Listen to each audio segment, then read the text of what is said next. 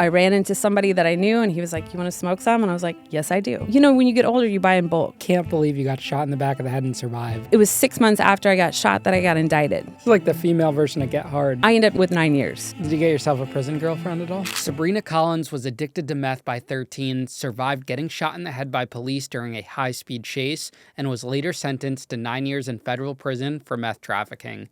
Today, she's sharing her raw, unfiltered story of addiction, survival, and redemption.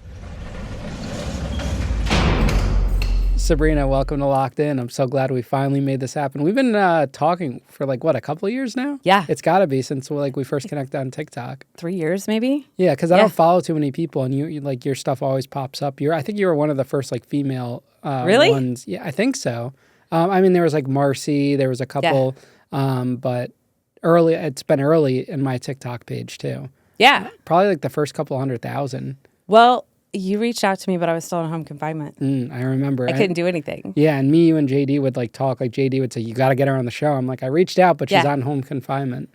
And you just got off of it in December, right? Yep. And then I left for the Mr. Beast video, so it didn't work out. And here we are. Here we are. We're good. We're there. Yeah, well, I'm glad you made it out here from Kansas City, right? Correct. Did you grow up there? Yep, I did. I grew up in Parkville, and I live in Kearney, actually, now. So just north of Kansas City. What was that like growing up there?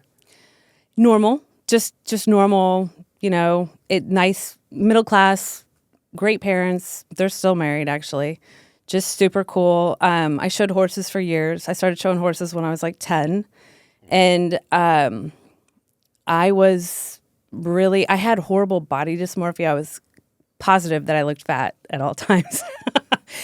And so I got into diet pills, and I started using meth.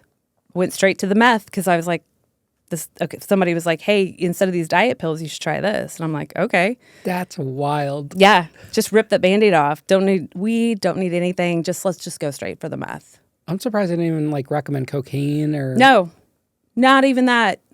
And this was from a person that was, same thing, middle-class family. He had an older brother that was into a lot of stuff.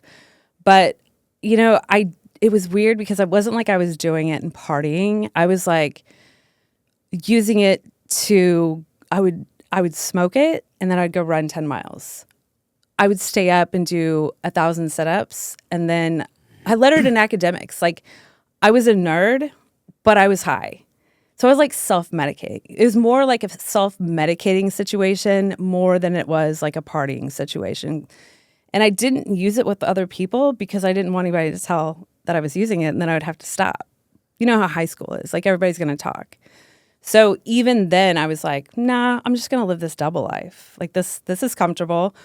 I'm skinny. I can run for miles. I don't know how I didn't have a heart attack. I'm not really sure, but yeah, I mean, it was great. And I was showing horses, and I was on the road and just doing whatever, just everybody, I had everybody fooled. Nobody knew. Were drugs common in that town? They were, for the most part. And this is back in the 90s. So drugs were different then than they were now. You didn't have fentanyl. Drugs weren't scary. They were easy to get, and they were safe to use, if you will. I mean, there wasn't a threat of dying. It wasn't a heroin thing. It was coke, it was meth, but people weren't dropping dead from that. So you didn't have that fear, and it just kind of became normal. It was normal for me, even though I didn't share it with anybody. I kept myself pretty private. I was gone on the weekends showing horses, so I wasn't at high school parties. I didn't I had a lot of friends, but I'd rather be with my horses and gone rather than hanging out with people. So people knew me, but they didn't really know me. They knew what I let them know. What's showing horses? What does that mean? So I showed quarter horses and Appaloosas, and I would do, you weren't going to understand this, but I did showmanship, barrel racing. You know what barrel racing is, right? No. You've got to know what barrel racing is. Wait, is that when they hop over the barrels? No, that's jumping. I did that too. But I did barrel racing. You run in and you run around 3 barrels, and then you run back out. It's very simple. No, I've never seen this. And the Appaloosa Association, the big shows, it was really cool because we would just drag race. So you would run elimination rounds. So you'd run you'd run until you got 16 horses, and then they would bracket you up. And they brought this big drag light in, like drag racing for cars with the lights, right? Mm-hmm. And so somebody would have to go to one end, and the other person was at the other end, and they had 6 barrels in the arena with the drag light in the center. And so you had to take your big dumb horse, which didn't have like an accelerator. You know, horses are idiots. And you have to get one at the other end, which they're losing their minds because they're running horses. So anyway, then the lights, they would do the thing and the lights would go, and you couldn't cross the line before the light went. So you had to hold your horse back and then go. Then you ran horse against horse until you got a winner. So you'd run over and over and over again until you won. And you're actually riding the horse? Yeah. Okay. Oh, yeah. Well, I guess when you hear the word showing horses, no, I rode. Okay. Yeah. I did showmanship and stuff on the ground, but not very much. I didn't like that. I really like the speed events, and I like jumping and stuff like that. Isn't this an expensive hobby? Yeah, it is. It was very expensive. And it was really funny because I just thought that we were poor.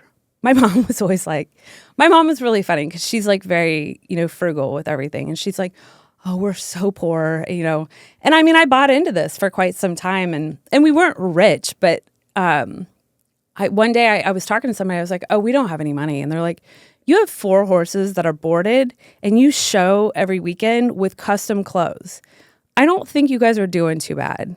Because I'm like, no, we don't have money for that. It's fine. And I was like, yeah. I'm thinking, doesn't everybody do that? Doesn't everyone have a truck and a trailer and all this stuff? Isn't this normal? It wasn't normal. What were your parents doing for work? My dad was a lawyer. My mom was stay at home, but she would work during the day for just 2 hours as a lunch lady. And everyone loved her. She was a little tiny black-haired lady, looked like Annette Funicello, which you're probably too young. The Skippy peanut butter woman. Do you know what I'm talking about? Mm-mm. Black hair, cute little thing.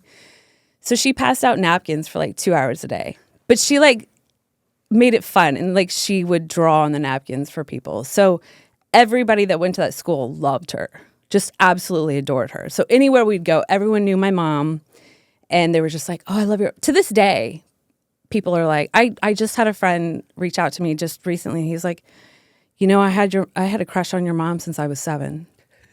I was like, okay. But she was just adorable. She was a cute little thing. And she was, just this... My parents were older. My mom was 38 when she had me. And so...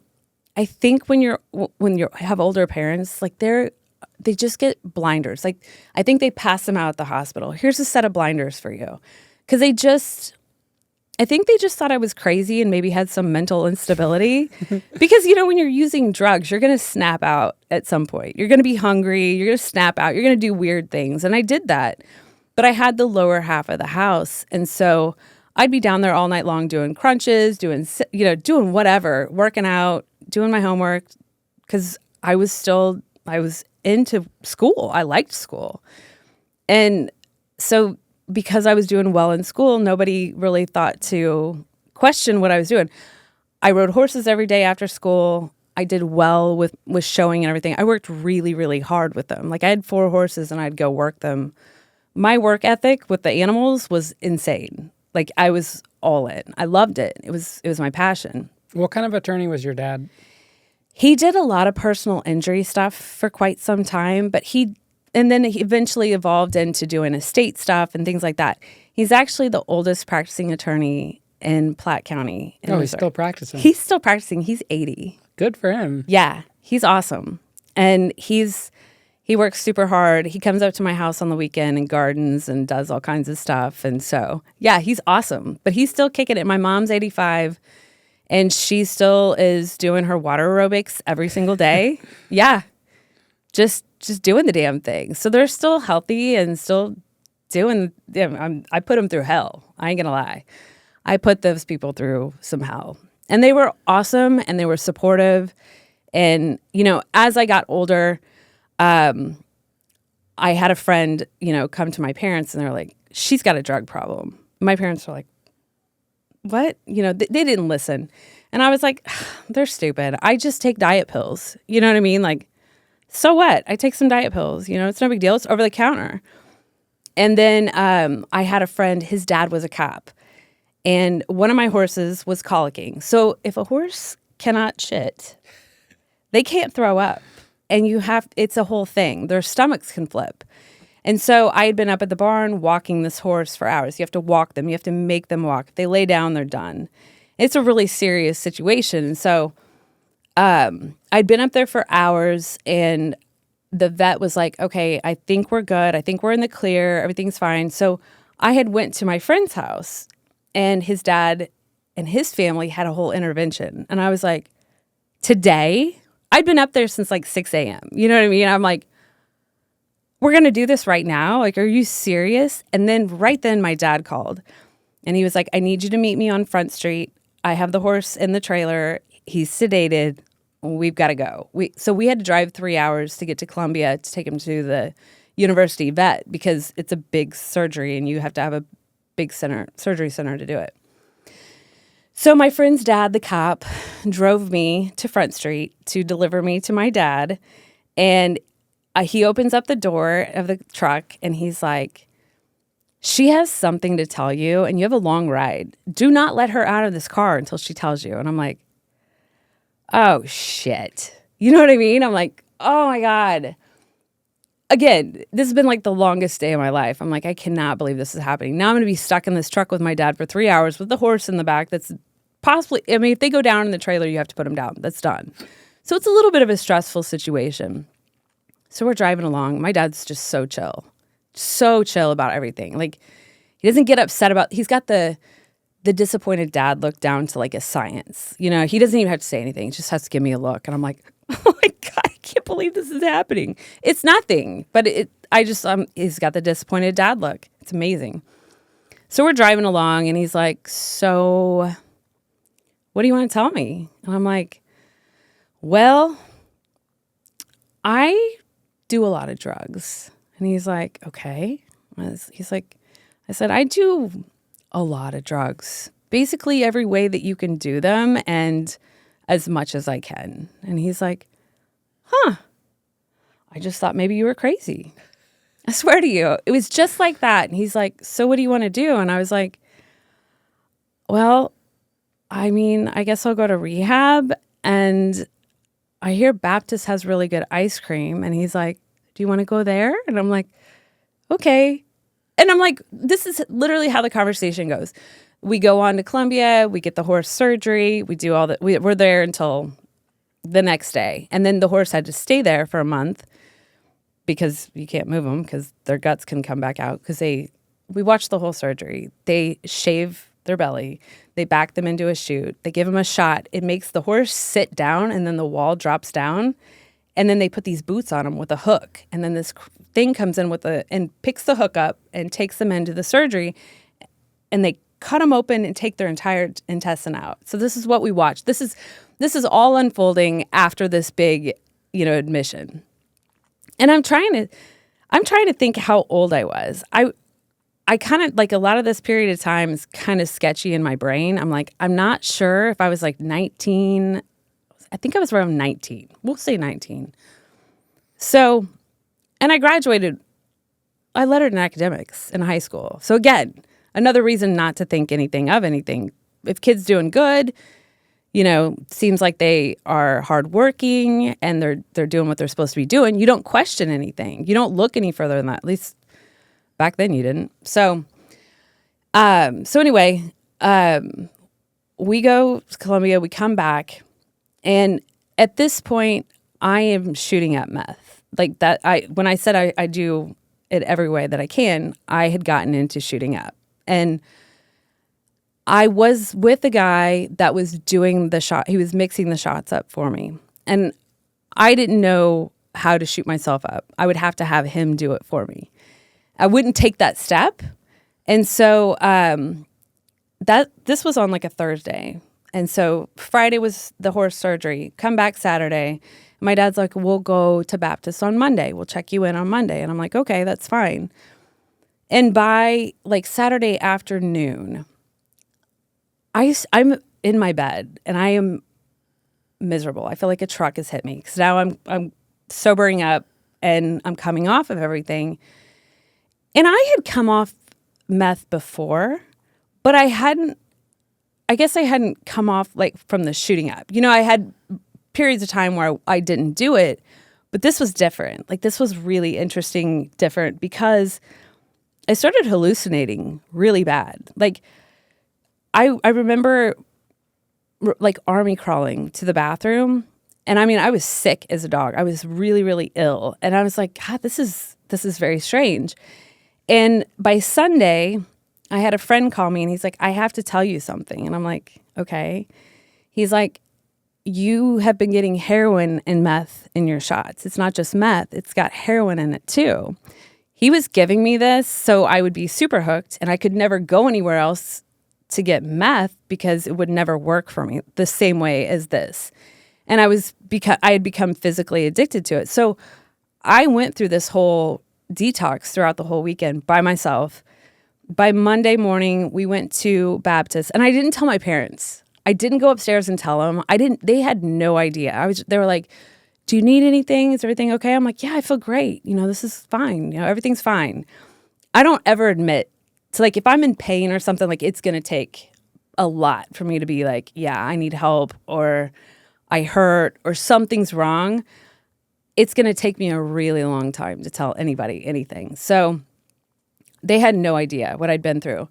So on Monday when we went to Baptist to do the check-in, the nurse, I told her that, yeah, I shot up. So she looked all over my body and everything.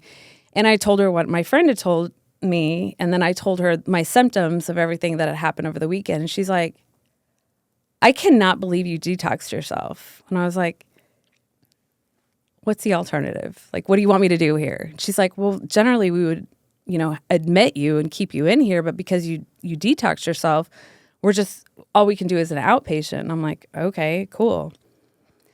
And that was back in the 90s where it was like, I don't know, their idea of that rehab that I went to, it was such a joke. And like, they had me go to the eating disorder floor too. And it was really interesting, the difference between the drug addiction and the eating disorder floor. Because the drug addiction floor, all you do is talk about drugs. You don't talk about, back then, you didn't talk about the why. You didn't talk about what got you there or anything like that. You didn't go very deep in it. Just why are you doing drugs?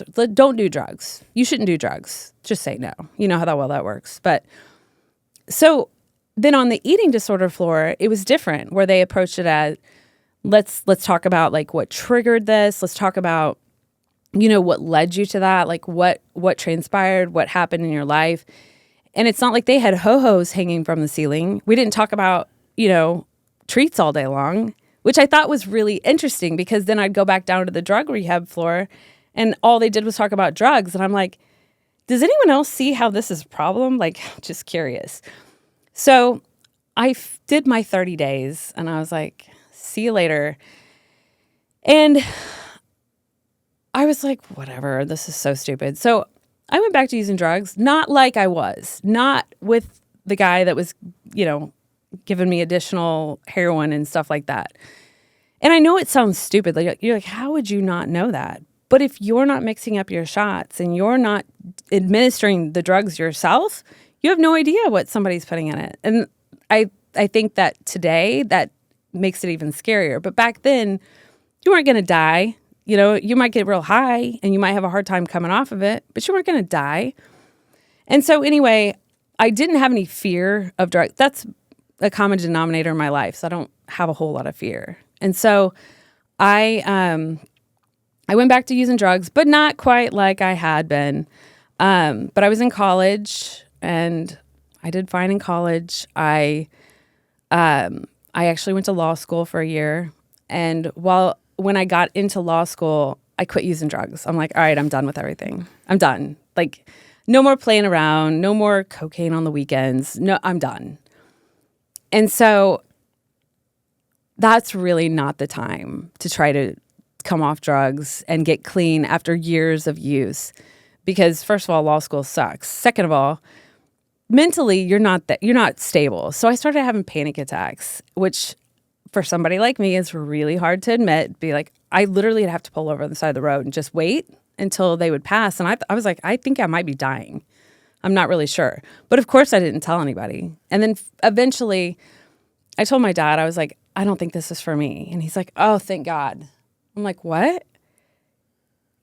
I went through therapy to be able to tell him this because I was like, he's going to be so disappointed. He's like, I don't think you should be a lawyer because you would probably tell a judge to fuck off and end up in contempt of court. Like you can't shut up. And no, he's like, I think this is a good thing. And I was like, oh, okay. So my mom's like, I'm like, what am I going to do with my life? Like, I'm just going to go up and ride my horses for a while, So still had the horses, I wasn't showing anymore. I was just riding my horses and doing my thing. So one day I was like, I think I'm going to be a realtor. So I got up, went upstairs. My mom's like, what are you going to do today, honey? And I was like, I'm going to go be a realtor. And she's like, you're going to be a really good realtor. I'm like, thanks, Mom. And I drove to this place and enrolled for the courses and everything and took my real estate license. And in the meantime, I had some mutual friends that set me and my now ex-husband up. And so I started seeing him. He was in the military. He was in the Marine Corps. And so we were talking. I was flying back and forth to see him. He was flying back and forth to see me. And shortly into my real estate career, which took off really fast, like it was super easy, we ended up getting married, like on a whim, just quick. And my parents were like, are you okay? Like, what? Okay, you're getting married. But in my brain, I was like, okay, this is my normalcy. Like, this is, as you're, especially having parents that are married, that get along, that's what you're supposed to do. You're supposed to grow up. You're supposed to get married. You get a house. You have kids. You do all these things. So I'm like, okay, I'm doing life. Like, I'm doing normal life now. I'm going to get married. I bought a house with 5 acres. And I'm like, okay, he doesn't use drugs. So this is my chance to just be normal. Everything's going to be fine. I was still drinking. We drank a lot. So sober, whatever, I'm still drinking. And so, we'd been married for, I don't know how long. And then I know I'd been clean for a year and a half, clean from drugs, still drinking lots of whiskey.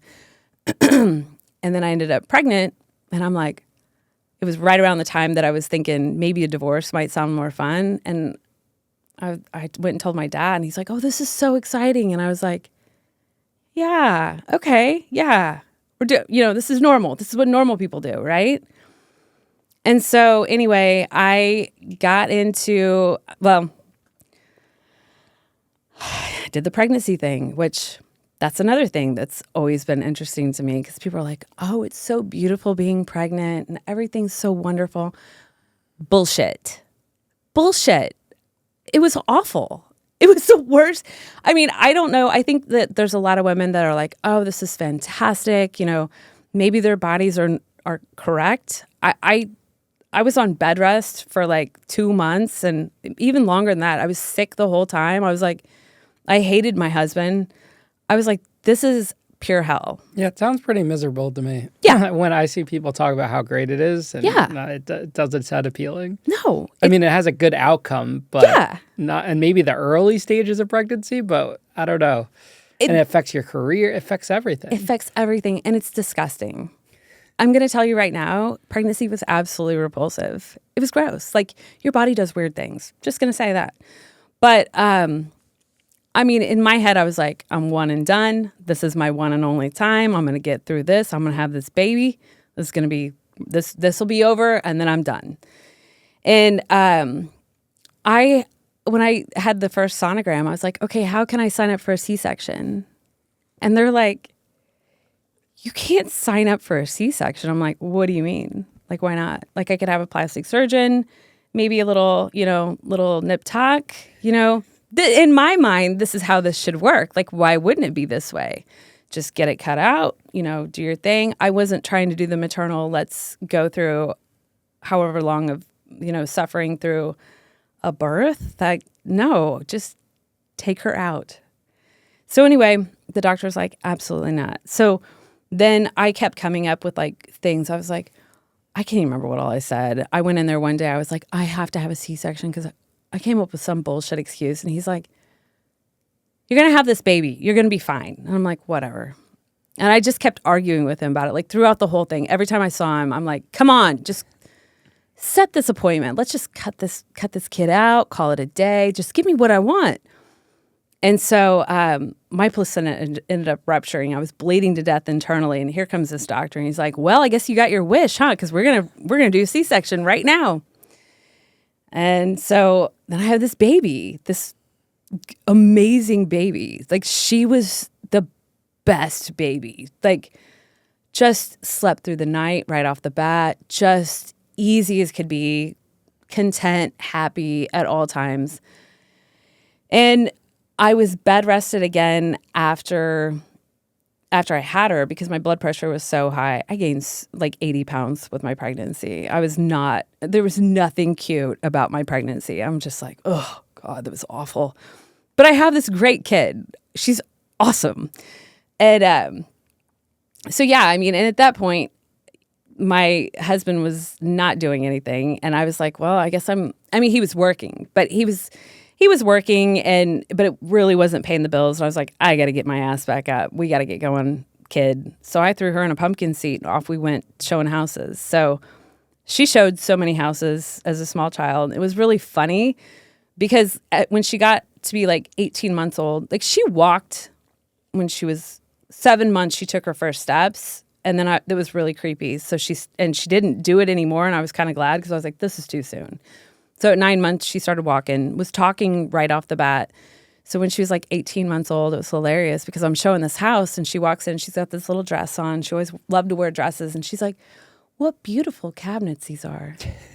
And I'm like, I did not teach her that. And then she's like, look at this carpet. It's beautiful. And then people are like, she is so cute. She was my closer for a while. Like she would just go in and like do her thing. It was hilarious. But one day we were showing houses like 104 degrees. She's about 4 at this time. And she's like, it's hotter than hell. It's so hot. And she's miserable. She's in the back of my Pacifica watching her movies. And she's like, she goes in, and this house is out of this lady's budget, but we went to one more house. And she walks in and she's like, this is the one. This is the one for you. This is perfect. It's everything that you wanted. The lady bought that damn house. It was so funny. And like I sold condos downtown. I had this 6-seater golf cart and she would ride with me on it. She loved it. But there was like the Folgers coffee used to be there and like people would be outside smoking. It was right around the time Britney Spears got caught with her kid on her lap driving her car. So they'd be outside. I had investors on the back and they're like, hey, Britney. I'm like, shut up. Just cruising down Broadway with the kid on my lap. But yeah, it was fun. And she was awesome. And, time was going on and the marriage situation was getting worse and worse and worse. And so I told my dad, I was like, I can't do this much longer. And he's like, oh yeah, you are. You're gonna stay right there until she can walk. Well, I had said something to him earlier and he's like, you have to wait till she can walk and talk well. Well, by this time, I'm like, she can walk and talk real well. And he's like, you need to understand that when you pull the trigger on this divorce, you lose 50% of your custody. He's going to have her. You lose all control, and this is going to be a nightmare. You understand that? I'm like, I can't keep doing this. But you don't fully play everything out in your mind. And so we got divorced, and it was okay for a little bit with the custody. But then he got into where he was doing these games. Like he knew, the one thing he knew about me was that the only way to hurt me was through her. And to take her from me. She's all I wanted. I didn't care about anything else. Like, she's all that I wanted. And it was almost, it was almost a codependent thing. Like, this was my life. I didn't want anything else, didn't care about anything else. And I can see how he probably got jealous of that whole situation. And there was a lot that happened. But there was one day where we had gone to the zoo with her. And we came back. We were on 10 acres. And so we get back. He starts playing video games. And I hop on the tractor and I brush hog the pasture and she's playing in there. So I get done brush hogging the pasture, probably 4 or 5 hours later, come in and he's still playing video games, but she's playing by herself. She's cool. So I'm like, okay, I'm going back out. I go back out, hop on the finish mow everything, do some weed eating. And it's now dark. So I come back in, make dinner, get her dinner, do the laundry, and I lay down in bed with her, and he comes in and puts his hand on my leg, and I'm like, you will never be in this room again. Bye. And so that's when, finally I was like, I told my dad, this is it. I can't do it anymore. Like, there's no point. I can literally run this whole place by myself. So that's what I'm going to do. I can afford it by myself. I can run it by myself. But, divorce doesn't go down like that. You don't know somebody until you live with them. And you really don't know somebody until you get a divorce. And then you really find out who you're dealing with when you have custody situation. And that's where shit went south really, really quick. And so it just got to where it was a mess going back and forth. I didn't know if he was going to show up. He started dating this girl, and that's a whole story. I don't even know if you want me to get into that one. This girl came from Iowa, and she had moved to Kansas City, and she was actually friends with one of my friends. And my ex and I were divorced, and my friend was like, listen, this girl's new in town. I'm going to have a birthday party for her. Do you want to come? And I was like, yeah, I can come for a little bit. And then I found out he was going. I was like, no. Well, what I didn't know is that this girl had been on my friend's Facebook stalking my page. She was watching everything that I did, and she knew who he was because she kept watching me. Like, this story gets really weird. So anyway, so they meet up at this party, they hook up, and they start dating. But he's dating another girl still, and he's telling her that this girl's a lesbian and that they're just going to ride, four-wheelers and stuff, no big deal. In the meantime, at one point, I was trying to find my daughter, couldn't find him, couldn't find my daughter. And so I was the one that set up his email long ago. And so I was like, I'm getting his email. I'm going to see if I can figure out what's going on. It said, there was an email that said, welcome to or congratulations on your new Google account or something. And I was like, oh, let's see what this is. And he had set up some app that was like all of his text messages backed up to this email. And he used the same damn password that I gave him on the first account. So here I am. I have these emails in real time. And I'm like, oh, shit. I was like, okay, I figured out where she was because I could see all the text messages. I could see who he was talking to, where he was at. So I was like, okay, this is convenient. But of course, I couldn't tell anybody about this. And I'm like, oh my God, this is probably not good. But then, he's dating this girl who she and I were not friends. But then, we went ahead and became friends. And I was like, so yeah, he's actually at the dunes with his girlfriend. And she's like, what? I'm like, you want to see the text messages? And the funny thing is that I don't know to this day that he knows that this went down like this. But anyway, he's now with the girl from Iowa, and she's they're texting back and forth, and we have another custody situation going on, and so she texts him, hey, I'm gonna go get a restraining order against Sabrena, and that way you'll be able to get custody with a lot easier. You can get full custody this way. And I'm reading this text message, so I know this is coming. And I'm like, oh, fuck, what am I supposed to do with this? So I call my dad, and I'm like, I have to tell you something. And he's like, okay. And I'm like, this girl is going to get a restraining order against me right now. She's on her way. And he's like, how do you know? And I was like, and I didn't tell him. I was just like, this is happening. I just need you to know that. And he's like, okay. And he's like, so then they file it and I get served. And he's like, what did you do? Like, what happened? And I was like, I've never seen this girl in person. Honestly, I never have. So we go to court, and she admits in court she's never seen me before. And so the judge throws her out. And she like busts through the double doors and has a temper tantrum. It was bizarre. And I'm like, okay, this is getting weird. In the meantime, the stress of sharing custody and dealing with all of this and seeing all these text messages, and it's like you can't avert your eyes. You know what I mean? It's like watching a plane crash. You're looking at all this stuff come through and all the stuff that they were plotting against me. Like, you'd think I was just a narcissist. I was like, oh, that's all they do is talk about me. But I had it in text messages. Like I was reading these text messages back and forth. They literally talked about me all day long. And I'm like, I have an idea. Why don't you guys go have a relationship? Like, don't worry about me. But that was what everything was based on, was like what I was doing.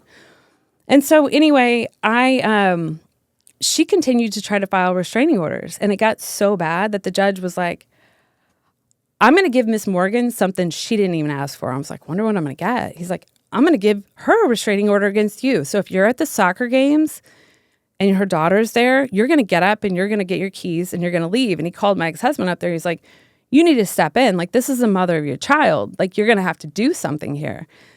Because it got so bad. Like, my daughter had her tonsils out and they filed a restraining order, so I couldn't be there for the surgery.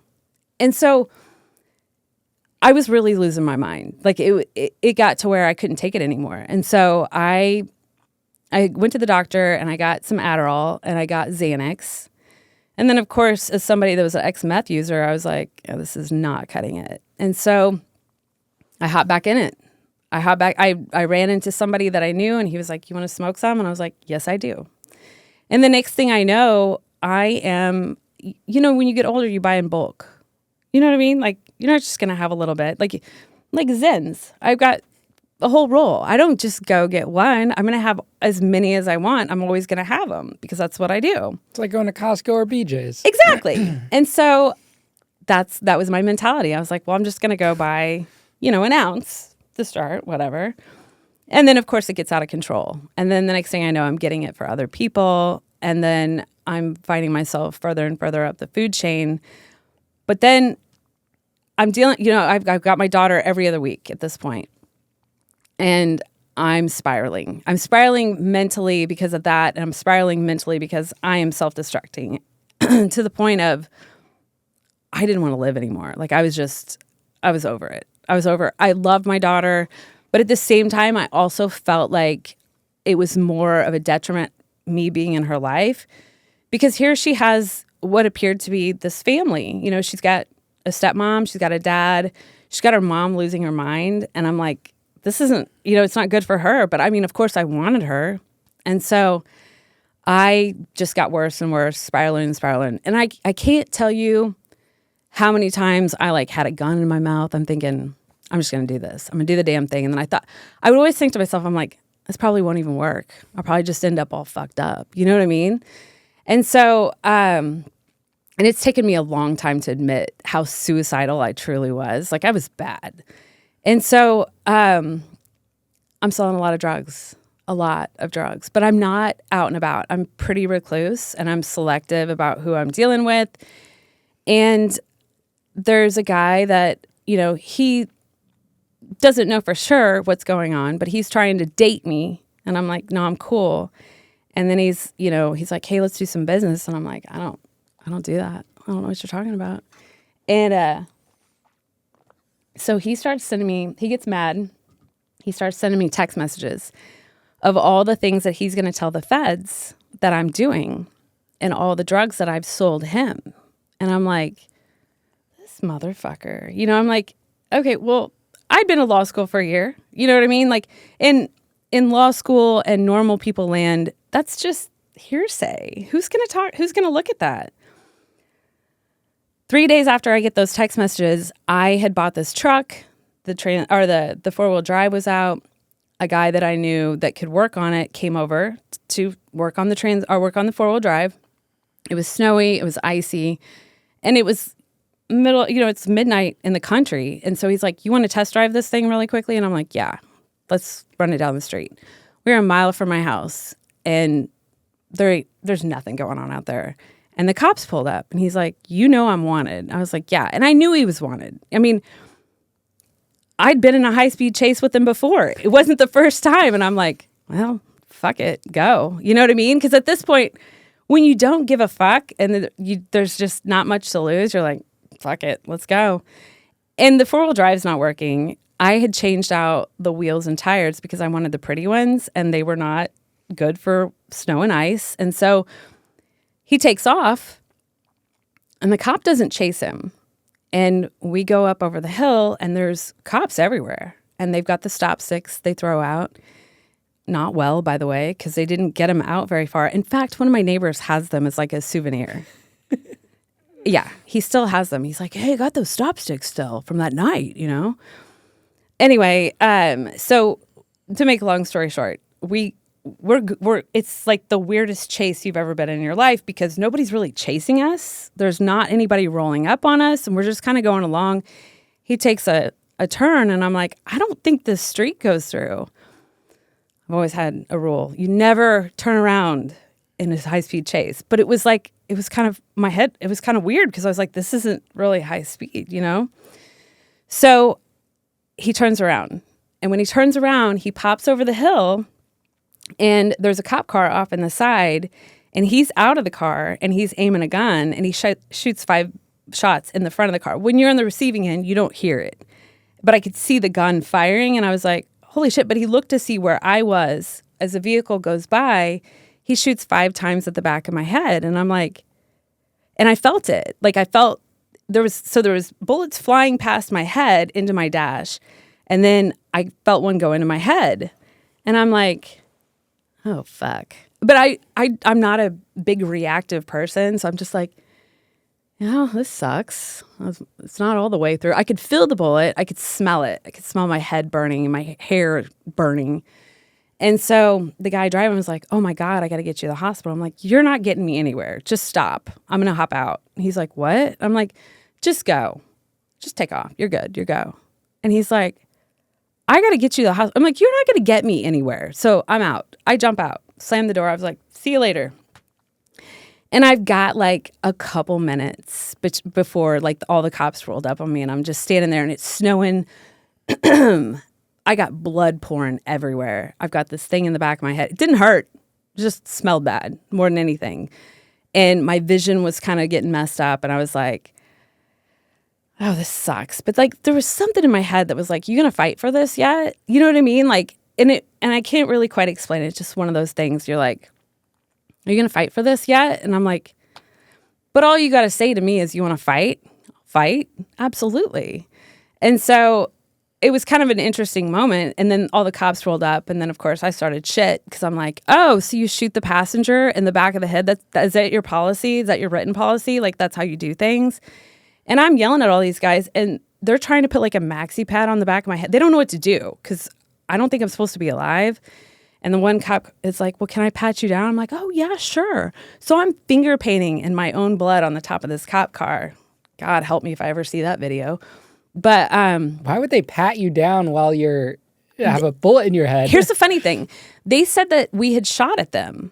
And I was like, oh, okay. Well, when you retrieve that truck, go ahead and test it and make sure, because I'm going to tell you right now, there is no gunpowder residue in there. That's bullshit. If somebody said that we shot out of that vehicle, I promise you, you're not going to find any drugs in that truck, and you're not going to find any gunpowder. And so they didn't. They had that truck for like 2 weeks. But anyway, so they take me to the hospital. Ambulance guy pulls up, and he's like, he looks at me, and he looks at the back of my head, and he's like, do you think your hair stopped the bullet? I was like, I don't know, but you're funny. I was like, just pull this thing out. Let me go. I'll walk home. And he's like, you know, that's not going to happen like that. I'm like, whatever. So he takes me in the hospital. There's cops everywhere. DEA shows up. I know what time it is. You know what I mean? But I'm still not really putting it together that this guy's text messages, I think they were coming to kick me in from this guy's text messages. Like, I think that's what kicked off the whole thing. So the DEA is there. You know, they're asking where this guy's at. I'm like, I bet you have him by now. So, you know, whatever. It was so weird. But I was like, I'm going down. Like, I'm screwed. I'm not dying. So I'm probably going to prison. They got a hold of my dad, and they searched my house. He met him out there. They searched the house, didn't find any drugs. They took a picture of my 12 gauge. And that was that. They didn't take the gun because I wasn't a felon, but they didn't find anything. They didn't find any drugs. They said they found some weed. And I'm like, I don't do weed. Thank you, though. Anyway, so I'm at the hospital, and I have this bullet in my head, and I'm cussing everybody out. I'm zinging. I'm on the biggest rush of my life, cussing everybody out. they were like, oh, that's just glass in the back of your head. I'm like, I can smell my flesh burning. You cannot lie to me. That is a bullet. I felt it. Come on. So they pulled it out because it wasn't like through my skull. They took it out. And that was the last thing that I remembered. And then everything after that's like a flash. Like I have flashes of memory of like the nurses in the shower with me, like trying to get all the blood off of me and everything. I've got flashes of being in this hospital bed with a cop sitting next to me and I have a handcuff on and I'm like, can you get a pink one? And then I passed back out. When I woke back up the next time, I got a pink handcuff. I'm like, thanks, man. And I just went back out. I don't know how long I was there, and it's not something my dad and I have had long conversations about. The next thing I know, he's picking me up. Well, a lot of people thought I was dead, which was fine. But he takes me home, and I'm just like, what do you do? At what point, what do you do? Because, I mean, obviously, if you're getting shot in the back of the head by the cops, you're pissed off. And I was pissed off. I was really pissed off. But I was more pissed off that I was alive. I was pissed off that I didn't die. I'm like, who the fuck gets shot in the back of the head and doesn't die? I was mad at the cops, but ultimately, at that moment, I was fucking pissed I was still alive. Because I'm like, seriously? I'm like a cartoon character. This is ridiculous. Yeah, I can't believe you got shot in the back of the head and survived. Yeah. Yeah. And like, running. What are the odds of that? Right. And then still running around cussing everybody out and being a complete fucking asshole. So do you end up, did the doctors give you one of those statements where it's like, oh, if it went a centimeter to the left, you were dead? Did they say anything like that? No. They didn't really talk to me because I just had cops in there. Did they say why you survived? No. So you still don't know to this day why you survived? No. Wow. They don't really, nothing really makes a whole lot of sense. It's a God thing. It has to be, like, all of this, what it boils down to, it has to be. And you didn't go into a coma or anything? No. Any memory loss? I had vision loss. And, I mean, obviously, I went into shock, and everything was very spotty on anything after that in the hospital. Next thing I know, I'm leaving. I don't remember leaving very well. Like, it's pretty flashy. But I remember my dad driving me home, and he was like, just calm, but I could tell he's upset. And I get home, and I'm like, what do I do? My vision was weird. It was like if you took a lens and you flung mud up on it. Like parts of my vision weren't there. And so, in the meantime, my dad gets a lawyer for me because this is going to be a big deal. The feds are already circling, whatever, because this guy that sent the text messages went straight to the feds. How much drugs were you actually selling? I mean, I was doing the damn thing, but it wasn't. How much would you say? Like, how much were you making? What were you selling? I was doing okay, but was it 44 kilos, like what they hit me with? They said you sold 44 kilos? Of ghost dope. It was all ghost dope. So it's like what he said, she said. Yep, it was all statements made by people. And it was, what kind of drugs? Just meth? Meth. Meth. All meth. All meth. Yeah. So out of 44 or out of that many kilos, what do you think you actually sold? I probably sold that. Over the course of it. Okay. But you didn't get physically caught with that in one I never sitting. got physically caught with anything ever. So that's all those kilos over the course of how long? Like a couple of years? No. Months? It wasn't that long. Like it was, from their investigation started right after I got shot. Isn't that weird? So it didn't start before? Mm-mm. My entire discovery starts after the day I was shot. So you think they got rid of things? I do. Because they don't want to make it seem like they showed up to the raid or something? I don't know. There's so many things. I need to file like a FOIA and get the reports of that night. Like I need to do, there's a lot of stuff I need to do, but it's been stuff that I've just kind of been like, I'm going to deal with that later. Like I'm just not, it doesn't matter. At this point, none of it matters. Yeah. Did you sue it all or? I didn't. Because then, okay, so I knew they were investigating me. I had all my property was all wired up with cameras. So I'm sitting on this like beanbag couch watching my cameras, watching them watch me, and nothing's happening. And so it was 6 months after I got shot that I got indicted. And when they picked me up, what was interesting, I came home in the morning and I got swarmed by the cops. My whole driveway, I have a big driveway. It was full of federal vehicles, marshals were there. The Rangers were out in the pasture. It was a mess. And so they arrest me and they put me in the truck with this guy. I'm in like a Jeep Cherokee and I'm sitting there in handcuffs. I'm watching these cops swarm my house and I'm just watching all this shit go down. And the guy was really cool. And he was this Russian dude. And he was like, yeah, I used to be ex-military. And I'm like, oh, that's cool. And he's like, yeah, I used to eat bugs for like protein and all this stuff. And we got to these weird conversations, but it was exactly what I needed because it like took me out of my head for a minute. And then he switched and he was like, listen, this really sucks. And I know this really sucks. And you're going to go to prison for a while.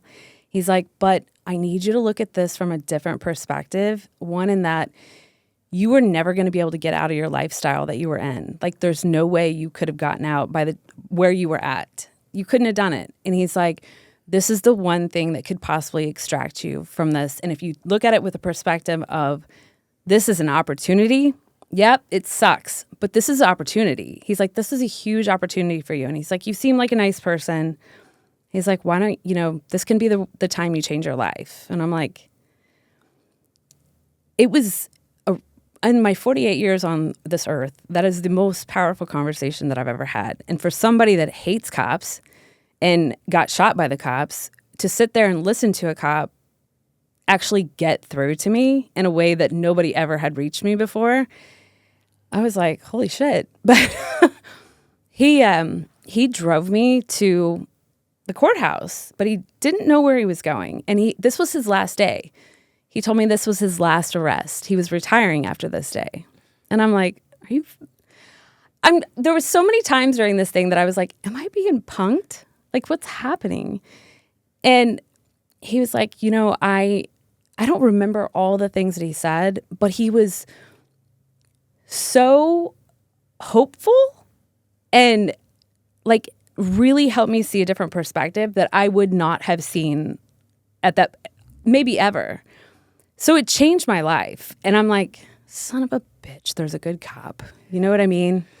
Like, God bless. I wish I could find this man. I've asked, I was like, who was the guy? Can somebody tell me who drove me to, who drove me that day? Who was the guy in the Jeep Cherokee? Nobody knows who I'm talking about. Nobody. I'm like, you don't have a record of who drove me there? Like, you don't know? Like, nobody knows who this guy is. Like, if I could find this man, I would hug him and probably cry my eyes out. He was awesome. And so so I went to federal court. I get indicted. They put the United States versus Sabrena Morgan in front of you. You've got all these charges. And I'm at the top of the indictment. I didn't know what that meant at that time. And so the judge was like, well, do you have physical evidence? And the prosecutor said, no. He said, do you have wiretap? And he said, no. He said, do you have hand-to-hand? He said, no. He's like, what do you have? He's like, statements. And he's like, okay. It's ghost up. It's cool. It's feds, whatever. So anyway, I go back in the holding cell, and then they transport me to this little county or whatever. And I'm in the van with like all these people, and they're like, what are you here for? And I was like, meth conspiracy. And I was like, in drug trafficking with weapons. I'm in shock. And they're like, where are you at on the indictment? I'm like, I'm the first one. They're like, how many's there? I was like, 9. They're like, oh. I'm like, is it that bad? They're like, yeah, that's fucking bad. I'm like, shit. So my attorney's wife was having a baby. So I got left in county for about 3 days, which was probably really good for me. And then after 3 days, I got out. I got on pretrial. And my dad picked me up once again from the courthouse. And I met with my PO, who was another amazing person. And he was like, so you ready for some rehab? And I'm like, probably ought to, huh? And he's like, yeah, I think it'd be good. So again, I did an outpatient rehab, but this was different. It wasn't like the first rehab that I'd gone to where they were like, let's just talk about drugs and war stories all day long. It was awesome. And I got really into it. Like, I kind of fell in love with it. And I don't know if it would, like, some of it was this new perspective of this is opportunity. Let's do the damn thing. Like, this is a time. From that to like, it was a different kind of program. Like, it was just different. Like, it was more, no war stories were allowed. Thank God, because that doesn't do anything good for you. So I did it for 9 months. I even like did some art classes and taught people how to make like giant paper flowers and stuff like that. Like, I got into the damn thing. And after I got shot and after I came off of drugs and detox and did all this stuff, I gained so much weight. I got up to 236 pounds. You were 236 Yes. pounds? Holy cow. Yeah. And my dad got me a pass for like 9 rounds. He's like, you want to like work out maybe? And I'm like, that's probably a good idea. And so I started going to 9 rounds. And what I is was that, like a gym or something? Mm-hmm. Okay. It's like a watered down boxing gym. It's just a fitness type thing. And then I got into that, but then I was like, I want to like go. I'd boxed years before. And so I was like, let's go do this. Like, I'm going to go. I went to Tidal and I was like getting into it and I was starting to lose weight. And then that gym shut down. I swear, like the day that I got that email about drove off the road, I was like, what do you mean? Because I'm on pretrial. You don't know when you're going to leave. You have no idea like what's going to happen. And like nobody's telling you anything. And so I was like, oh my God, I'm going to die. Like, what am I going to do? And so I had a friend that was at this other gym and he was like, why don't you come over here and check it out? I think you'll like it. And I walked in and my friend from childhood was there and he's this big bodybuilder dude and he knew exactly what was going on. And he was like, why don't you come work out with me? He'd been to a USP. So he'd already been through the feds. He spoke that language. And I was like, he mentored me like through the rest of my pretrial. And I lifted with him every single day. Like, I was benching like 225 before I went in. It's like the female version of Get Hard. Oh, it was ridiculous. Yeah, it was. That movie with Will Ferrell? Fucking hilarious. Love that shit. But yeah, it was. It was hilarious though, because like, I mean, I was into it. Like, I didn't care how many hours we worked out. Like, if he wanted to work out for 4 hours, I'm like, cool, let's do it. I wouldn't give up. Like, never give up. So I was really jacked when I went into prison. Like, I wasn't small like I am now. I was like 220 pounds, benching 225 pounds, and like big shoulders and just ready to eat a bitch in there. Fuck yeah. And I boxed 4 days a week on top of all that. So when pretrial came to an end, it was time to turn myself in. I was like, come on, motherfuckers. You know what I mean? I was like, what are we going to do here? So how does the case get settled? Oh, I end up with 9 years. You plead out. Yep, I pled out. And there was people that had tried to extort money from my family that admitted that they had no idea who I was. There was people that admitted that, they completely fabricated it or, they just were trying to get out of trouble. And so the DEA actually, they admitted to some stuff. And so my sentencing was a shit show. It was insane. And like I had a ton of people in the courtroom with me and they admitted to some mistakes. And at the very bitter end, it shook out that I got 9 years. The judge gave me a break because of the extort. Yeah. That's a break? 9 years? Yeah. This is your first time offense. It is my first time offense. And you had drug issues. I had drug issues, but they didn't care. I mean, that's how it works with the feds. What were the weapons charges that you got hit for? Drug trafficking with the furtherance of a weapon. That was at my house that they took a picture of after they shot me in the head. Oof. That's the gun. And then there was a couple people that made statements about this gun. It was a 12 gauge, a pink 12 gauge. So people knew about this gun. There was lore about this gun. You know what I mean? Like, it was bedazzled. I love this gun. It was my 12 gauge. I love this thing. I'd had this thing since I was 19. This is my gun. But people knew about it. And so they talked about it. They would sit down and tell stories about it. People love to tell stories. Love it. What, that you're showing up to drug deals with the gun or something? No, not even that. They would just talk about this gun. Like, I hear she has this 12 gauge and all this crazy stuff. Yeah. The guy that had originally sent out the text messages, he was not indicted right away. He ended up stepping in it all by himself and got caught with tons of heroin and tons of guns. And he ended up being the kingpin. I've never been so happy in my life to be number 2. But like, everything went sideways with this whole deal. Like, everything, all the craziness that could come about, but actually work in my favor, it worked out. Everything worked out. He did this all because he wanted to sleep with you. Yeah. Isn't that fun? But he ended up in prison himself for snitching on you. Yeah. So it doesn't make sense why you would do that to begin with. No, because he's an idiot. But he got like 29 years. So you got 9 years in prison, and they let you self-surrender. I got to turn I was at my sentencing. Okay, so I took my plea. When I took my plea, I had to turn myself in to the marshals. Oh, okay. So I stayed in federal holding for 1 year. And then I got sentenced. But during federal holding, they gave me my PSR, which originally read, I'm in a cell by myself, and they give me my PSR and then lock us down. And I'm looking through it, and I'm like, where does it say how long I'm supposed to get? And they're like, look for the numbers. The people are yelling through the walls. I'm looking. I didn't see numbers because it said life. Originally, I was looking at life. Until all of this came out that, people had made stuff up. People were coming forward, and it was insane. A lot of it was insane. But what's your parents' reaction to all this? They were, they were upset, but they were 100% supportive. I have an older brother. He's 13 years older than I am, and he was incredibly supportive throughout this whole thing.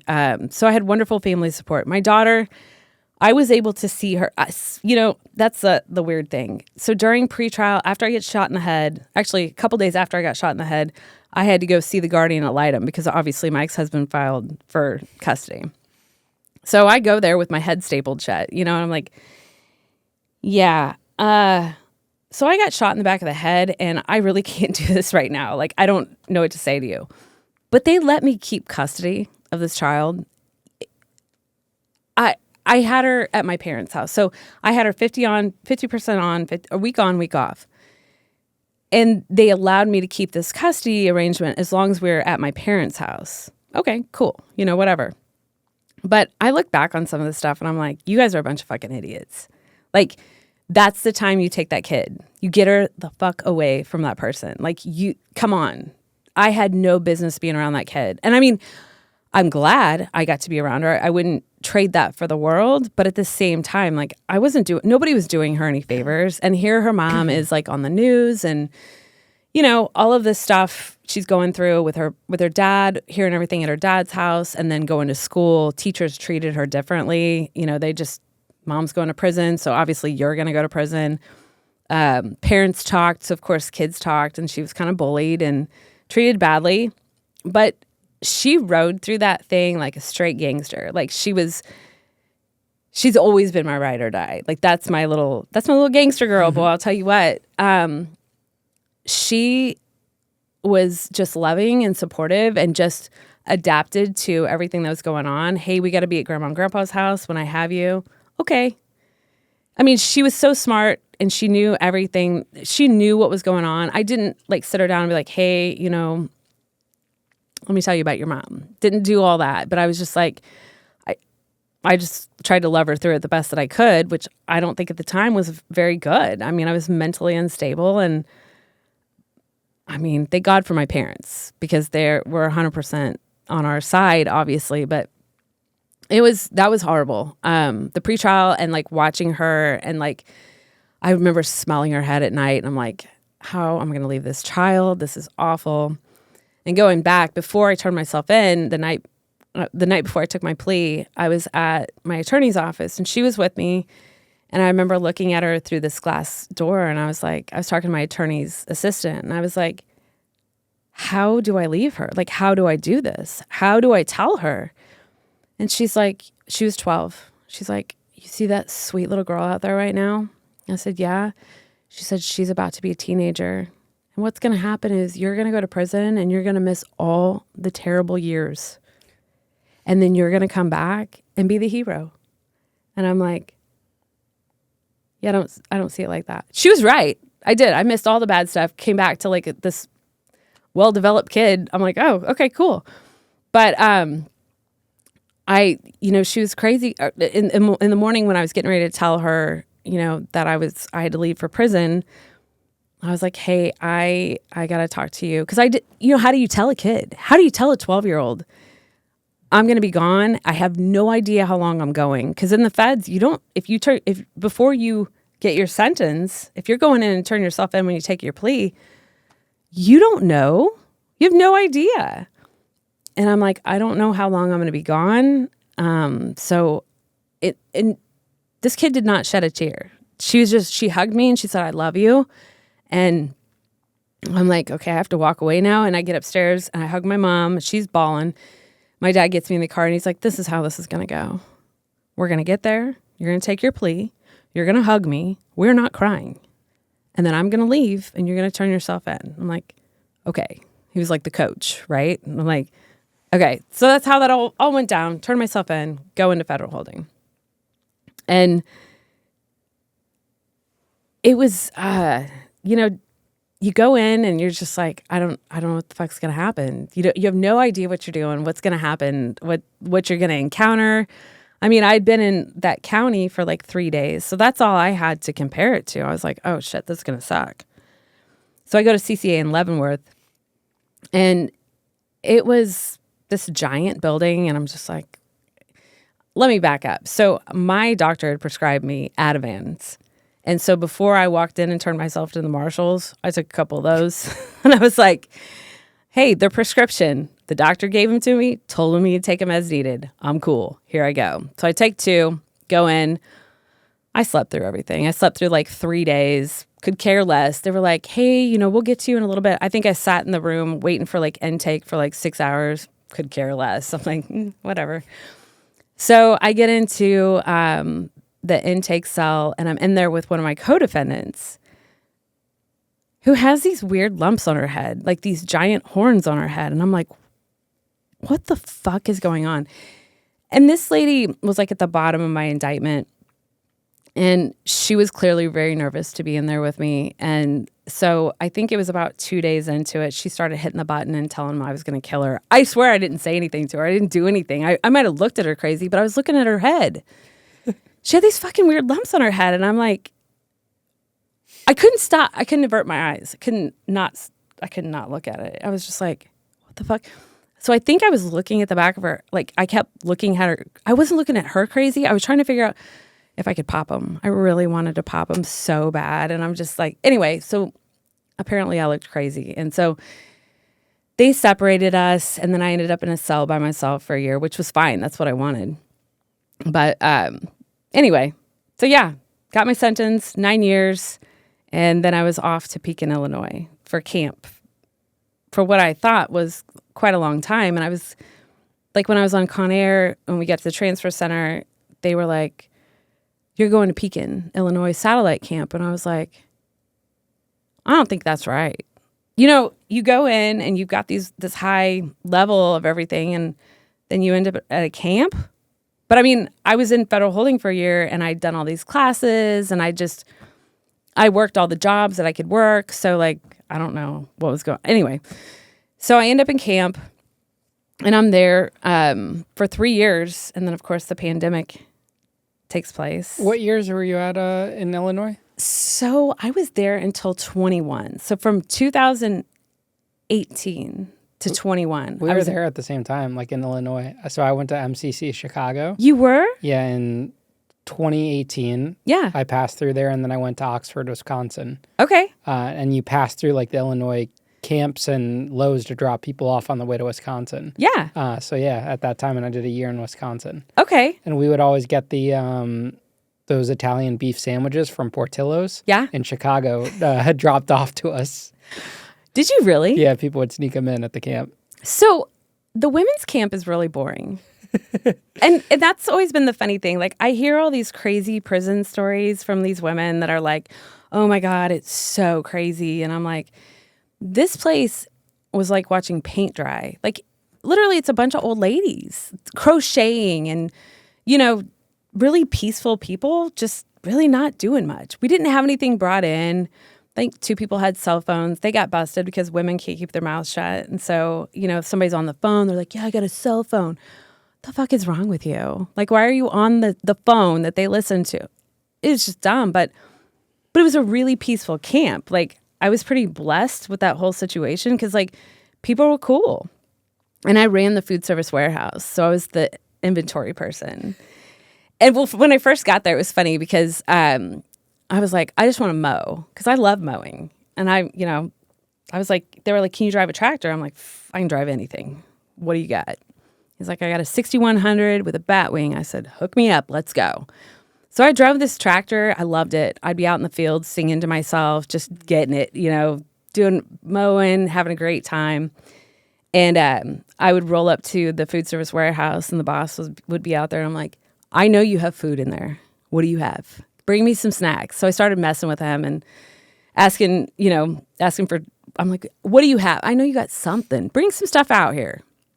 And so I started getting snacks and stuff. And about, I don't know, a couple weeks into it, he sent for me and was like, my inventory person is leaving, and I would like for you. He's like, all of this is yours if you just come be my inventory person. I'm like, you don't even know if I can count. He's like, I read your case. I'm pretty sure you can count. I'm like, okay. Did you get yourself a prison girlfriend at all?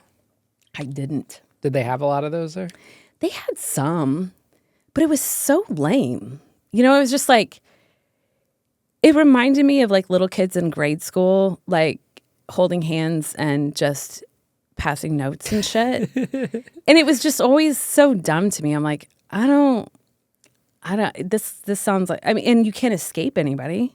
You're there. You're locked up with them. So if you break up, you're right there. Like, why would you get in a relationship with somebody? Same thing with guards. Like, there was one guard that I was like, are you hot or am I in prison? Like, I can't figure it out. You said that to him? Yeah. I was like, I'm not sure if you are hot or if I've just been locked up too long. I'm not sure what's going on. But I'm going to go with, I think I've been locked up too long. Would you have slept with him? No, because again, I'm locked up and I can't get away from anybody. And I'd had a lot of bad relationships that I'm like, fuck that shit. Because for the first time in my life, I was incredibly peaceful because I didn't have a relationship. And I could just work on myself. I didn't have to worry about, like, I let go of the outside. I talked to my daughter for a while, and then my ex-husband took off to Florida with her and cut ties. So I just had contact with my parents and my brother. And so I just let go of the outside world, and I let go of relationships. And I was like, I am not interested in having a phone relationship, and I'm not interested.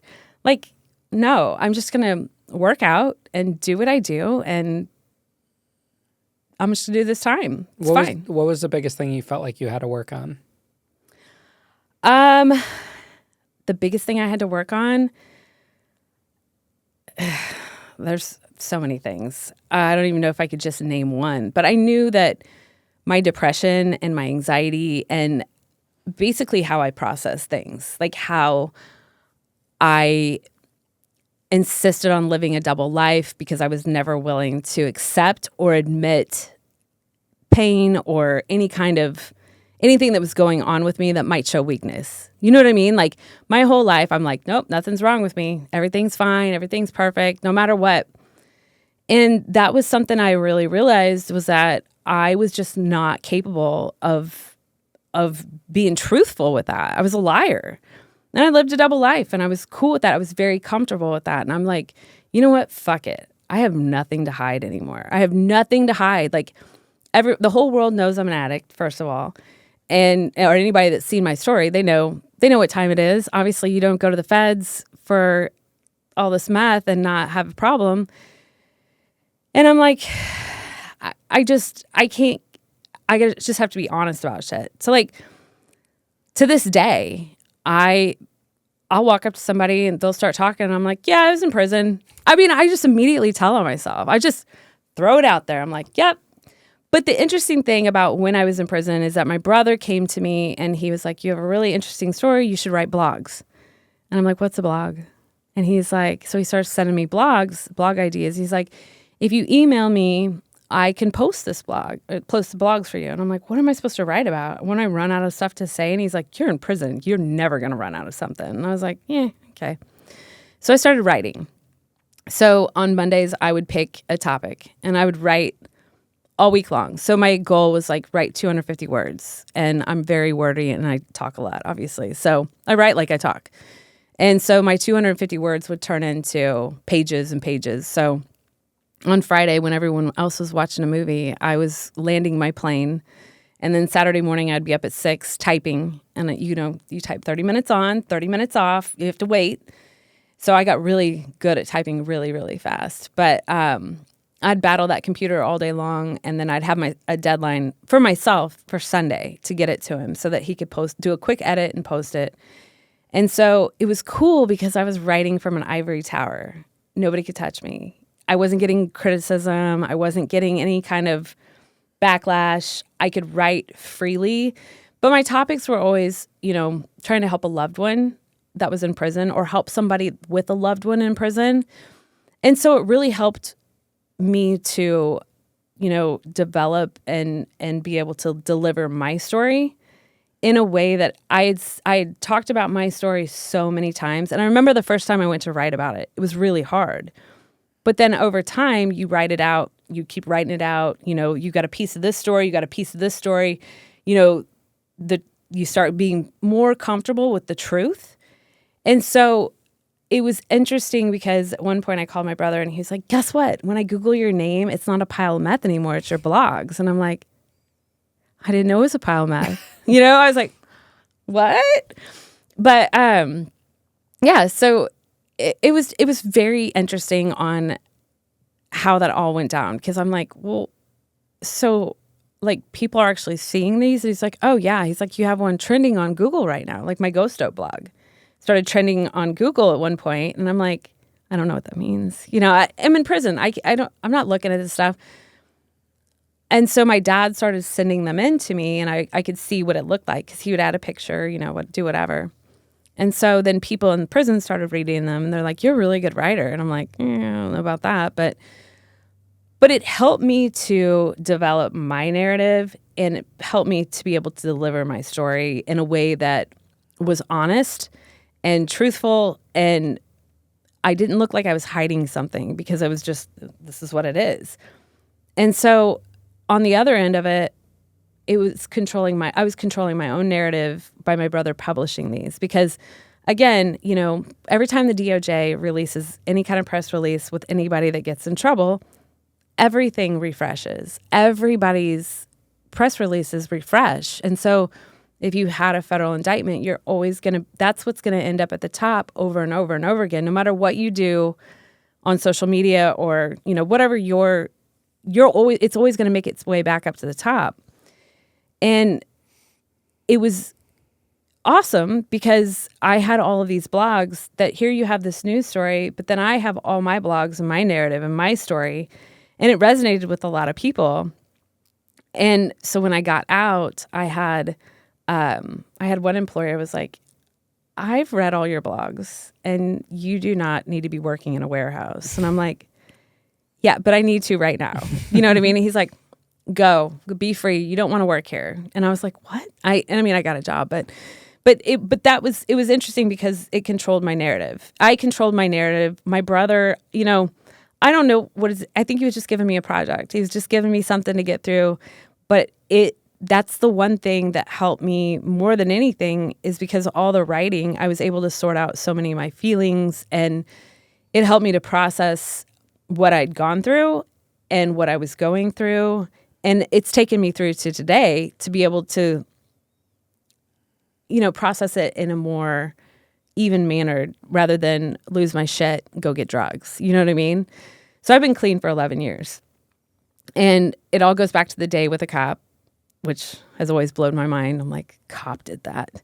But yeah, so I was in Pekin for 3 years, and then the pandemic happened. And I remember they called me up to put my paperwork in, but I thought they were calling me up to like get a UA, and they never tested me. So I was like, okay, whatever. So I'm sitting in the UA line, and the case manager comes out, and she's like, what are you doing? I was like, I think I'm getting a UA. She's like, no, we're putting your paperwork in for the CARES Act. And I was like, okay, sure. I had guns. Nobody, people with guns weren't supposed to be getting out on the CARES Act, and I didn't qualify for the First Step Act. So I was like, okay, yeah, go ahead and put that paperwork in. I didn't believe it. I didn't get my hopes up. I called my dad, and I was like, listen, I'm going to tell you what's going on because I want you to be aware, but I need you to understand that it's probably not happening. And so just in case something does happen, I need you to know what's going on. I don't want you to be shocked. I thought, God, I've shocked him enough in my life. So let me tell you what's going on, but do understand that I don't qualify for anything, so I don't know why they would let me out on this. But they did. And they came down to the warehouse, and they're like, hey, you need to go pack your stuff. You're going to quarantine. And I'm like, what the fuck? So I'd done 4 years. I was at my 50% mark, and they let me out. But I was up in quarantine, and the whole time that I was there, I was like, this is bullshit. They're not really going to let me out. But then the day came, my parents drove all the way to Pekin to get me, and the administration dude comes and gets me at 7:30 in the morning. I give in all my stuff away. And I'm like, he's like, Morgan, you got to come with me, put your mask on. And I'm like, oh, I'm not getting out. He's like, so I'm walking next to him. I'm like, I'm not getting out, am I? He's like, listen, we need to work through some things. I need you to stay calm. So I'm like focusing on that. I'm like, we're working through things. We're working through things. So we get up there, and my case manager is there, and she's like, somebody from your case has a separate on you. They landed at the halfway house before you did. We have to send you to another halfway house. And I'm like, okay, where am I going?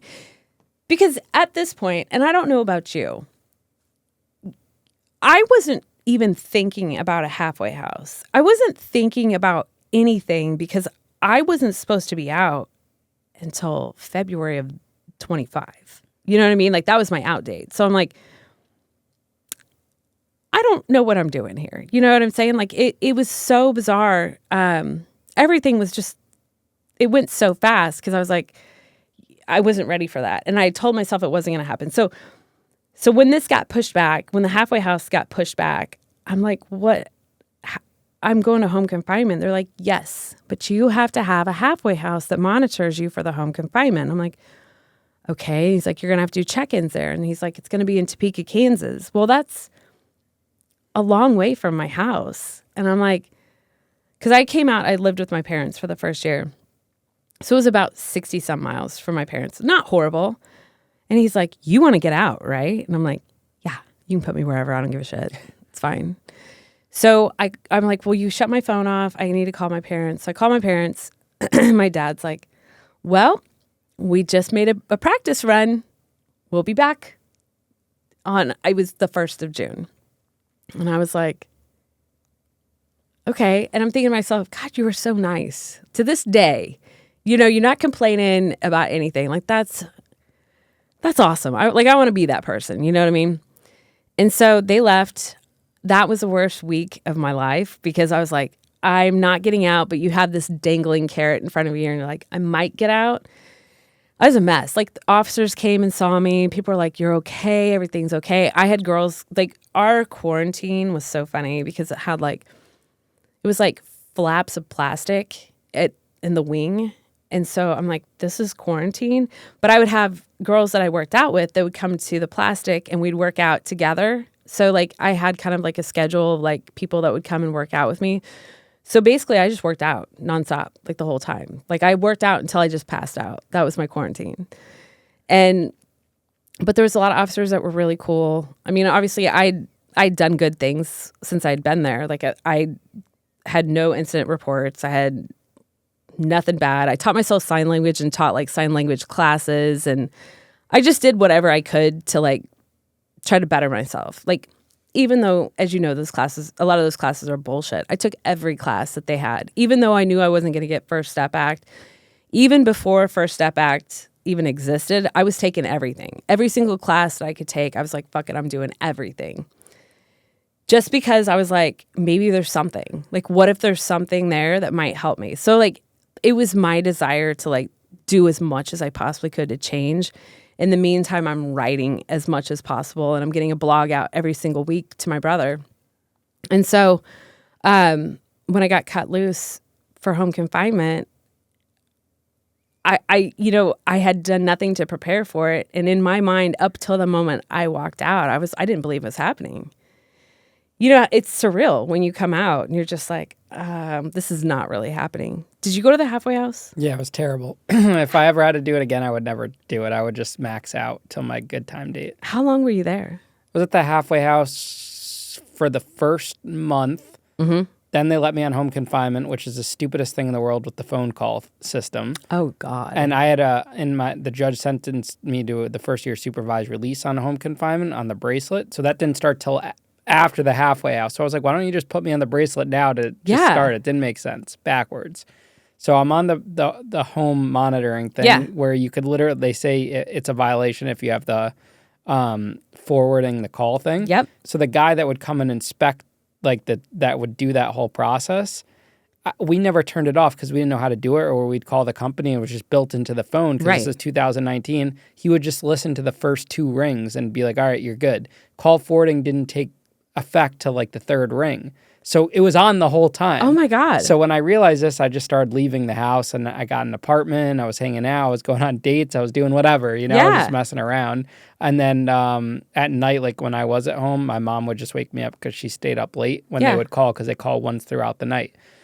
That went on for like a month and a half. And then he came by one day to check. And the one time he decides to listen for the 3rd ring, and it's like, oh, this call is being forwarded. They send me back that night. I'm in the halfway house for another week. They gave me a 100 series shot, and I ended up beating it because I was able to prove. I was like, hey, we never turned it off. This guy messed up. It was your fault. So I beat the shot. They reduced it to like a 300 series, and they let me back on home confinement, and they set me. Then we proved that it was off, or that my dad got a new phone for it. And with this phone, all you had to do was hold 9 or whatever, and it activated on and off. So then I was back on it again, and I was just doing the call forwarding. So that was from altogether under halfway house jurisdiction from the last week of January to the middle of May of 2019. But out of that, probably 5 weeks was spent in the halfway house, which was miserable, nothing to do. Food was terrible. They let me have a car once I got my license back. But it's just so strict. Like, it's so petty. They don't care about you actually getting a job. The computer's there. Just everything's silly about the halfway house. It's just all kids working there, young people, the case managers, counselors. They are just looking to get a better job. Yep. It was terrible. And then I got on to supervised release. And I actually could have got away with not doing home confinement. So when the probation officer came to meet me at work for the check-in, he's like, hey, just so you know, you're on supervised release now, like on that day. And he's leaving. He goes through the list and he's leaving. I'm like, I think I'm supposed to be on home confinement. And then he looks at it. He's like, oh, crap. So he had to go all the way back like an hour away and then come back with the device. Oh, my God. Yeah, so I probably could have got away with never going on it. But I earned some brownie points with him. He was a cool one. Finally, I had a good probation officer because my pretrial lady was a fucking bitch. Really? Did not like her. She was out to get me from the start. But my supervised release officer, after, he was great. Yeah. And then COVID happened. Yeah. After my last 2 years of supervised release, so they're never around. Everything was like FaceTime and stuff.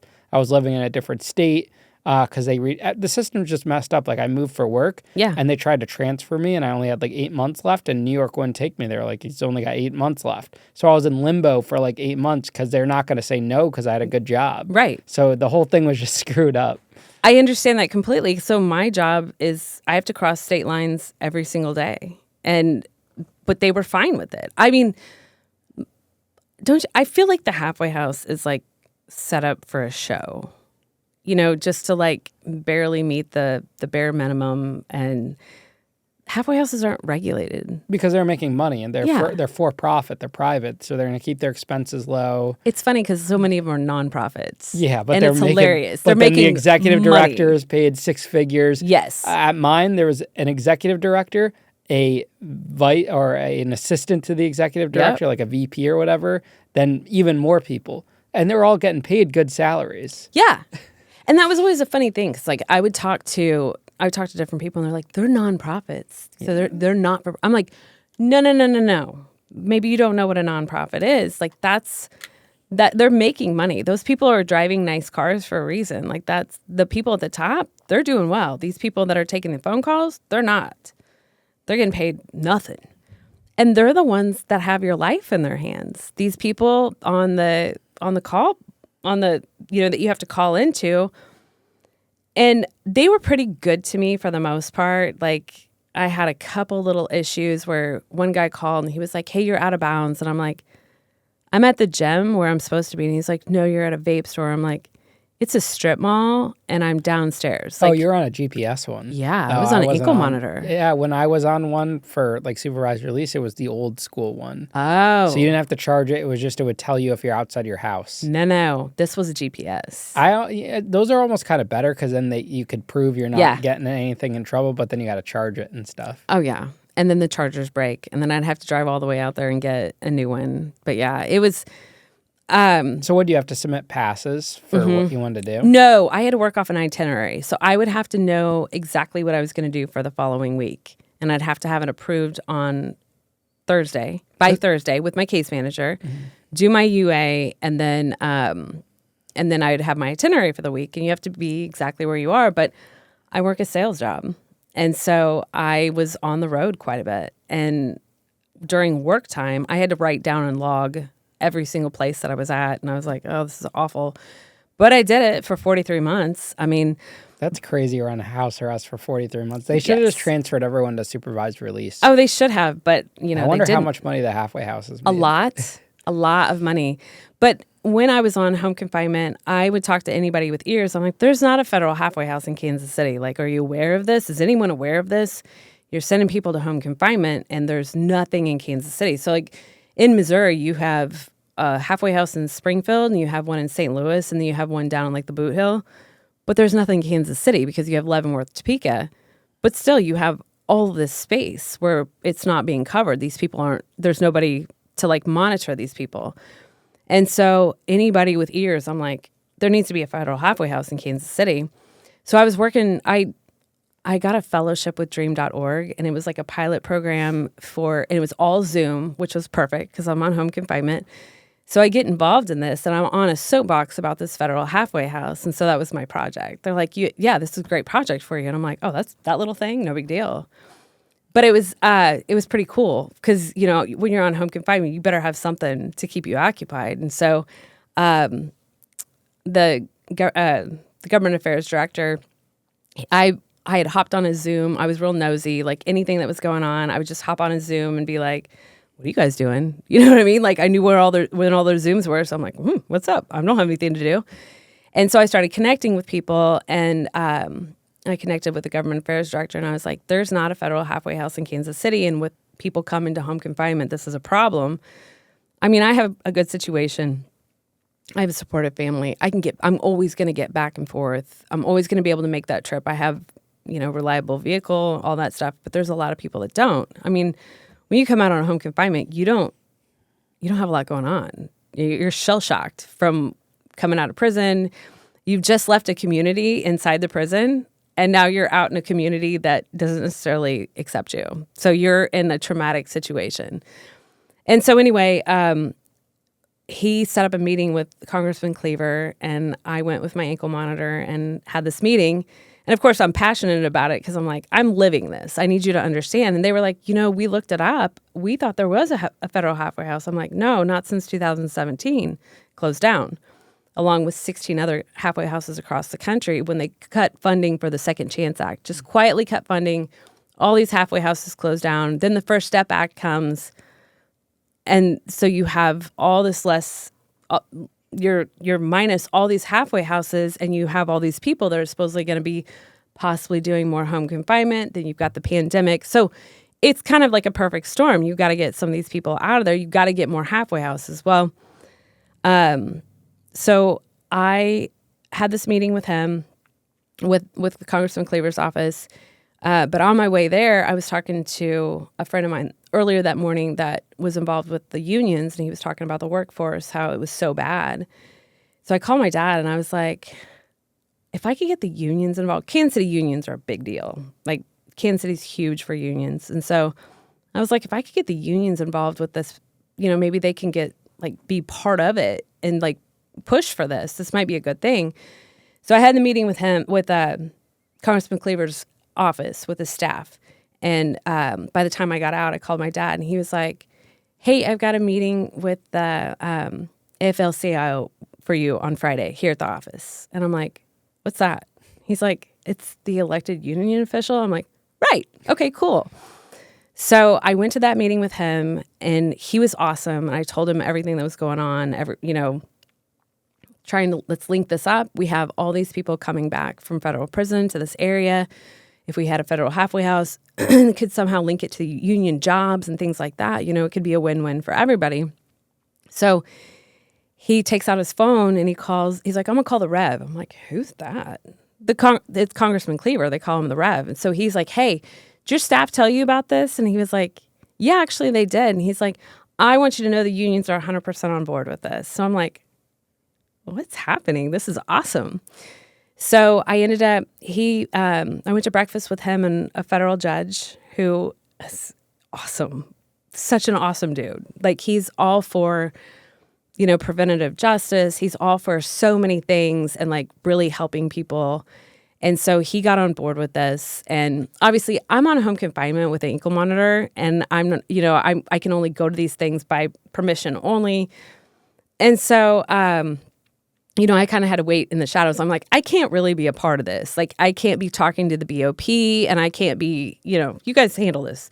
So I was on the email thread. So I see all the emails going back and forth. Hey, we're waiting for the request for proposal, RFP. There's all these initials, whatever. We're waiting for this. It's going back and forth. And then when the election happened, they're like, I'm sorry, we don't have funding for this. And then just shut it down. But I'm like, okay, well, we'll maybe fight for this one later on. I'm not sure. But it was awesome for me to get involved and get that kind of experience. And I was like, lobbying might be a fun thing for me one day. I'm like exploring all these things. I'm like, this could be cool.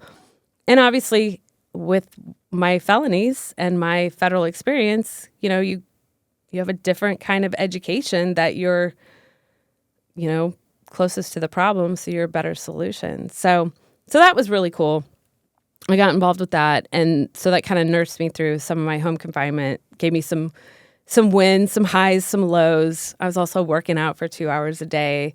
And busy on TikTok. And gotten busy on TikTok, but I was scared of TikTok. I would start to get going, and then I would get scared because I never asked the halfway house if it was okay. Like, I never asked permission, and then I would start kind of getting bigger, and I was like, ooh, I don't know if this is a good idea. Like, I don't want to be too obvious out there. But then I would kind of back off and kind of get scared. And then I was like, fuck it, I'm going again. And then I'd be like, I don't know if this is a good idea. So it was fun. And it was so interesting. And the reason I got on TikTok is because my daughter comes back from Florida, and she lives with me. She left on her 18th birthday from down there, and she's been home ever since. But she was sitting there flipping through TikTok, and I'm like, what are you doing? What is this? Like, why are you're watching all these idiots dance and sing, like lip sync? Like, this is the dumbest thing I've ever seen. She said, type in prison and you'll find your people. And I did. I typed in prison, and I started seeing people make videos, and I was like, I can totally do that. And like some of the stories, I'm like, I think that's bullshit, but that's okay.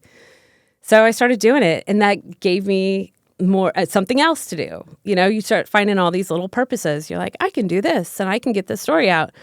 And it helps to be able to talk about your story and then find your community is huge. Obviously, that as well. Like, where you don't have to hide, you don't have shame. Yep, you fucked up. Yep, went to prison. But you have a community, and you have people that are willing to share their stories, which I don't know about you, but before I went to prison, there was nothing out there. There was nothing online. You could Google till your fingers fell off. And there wasn't a community out there where you could find out more about what you were about to go through.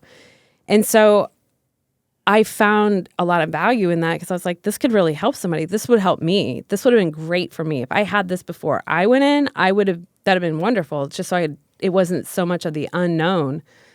And so people would start reaching out to me, and I'm like, yeah, I'd talk them through it. Women, just being like, it's not that bad. And of course, I went to Pekin, so I don't know where all these people went, but it probably wasn't as cushy as where I was. But I'm like, get the job in the warehouse, do what you can do, go get fit. You're going to be fine. You're going to come back. You're going to be fine. And of course, so many of them have these small sentences, and I'm like, you're going in for 6 months? Like, oh, yeah, you're going to be okay. But at the same time, any sentence is going to be traumatic to somebody, especially So many people that go to the feds, it's their first time offense. Like the majority of people I talk to, they're like, I've never even had a speeding ticket. Do you know what I mean? Like there's so many people that are like, I've never had a speeding ticket. I've never been in trouble. I've never been in handcuffs. And here I am going to the feds. And I'm like, yeah, welcome to the feds. Yeah, it's interesting how like the information landscape has changed about prison. Yes. Whereas before you were dependent on hiring like a prison consultant Yep. who had been to prison, and then COVID changed all that with Yeah. social media. Now, I mean, unless like someone's actually doing a motion for you, Yeah.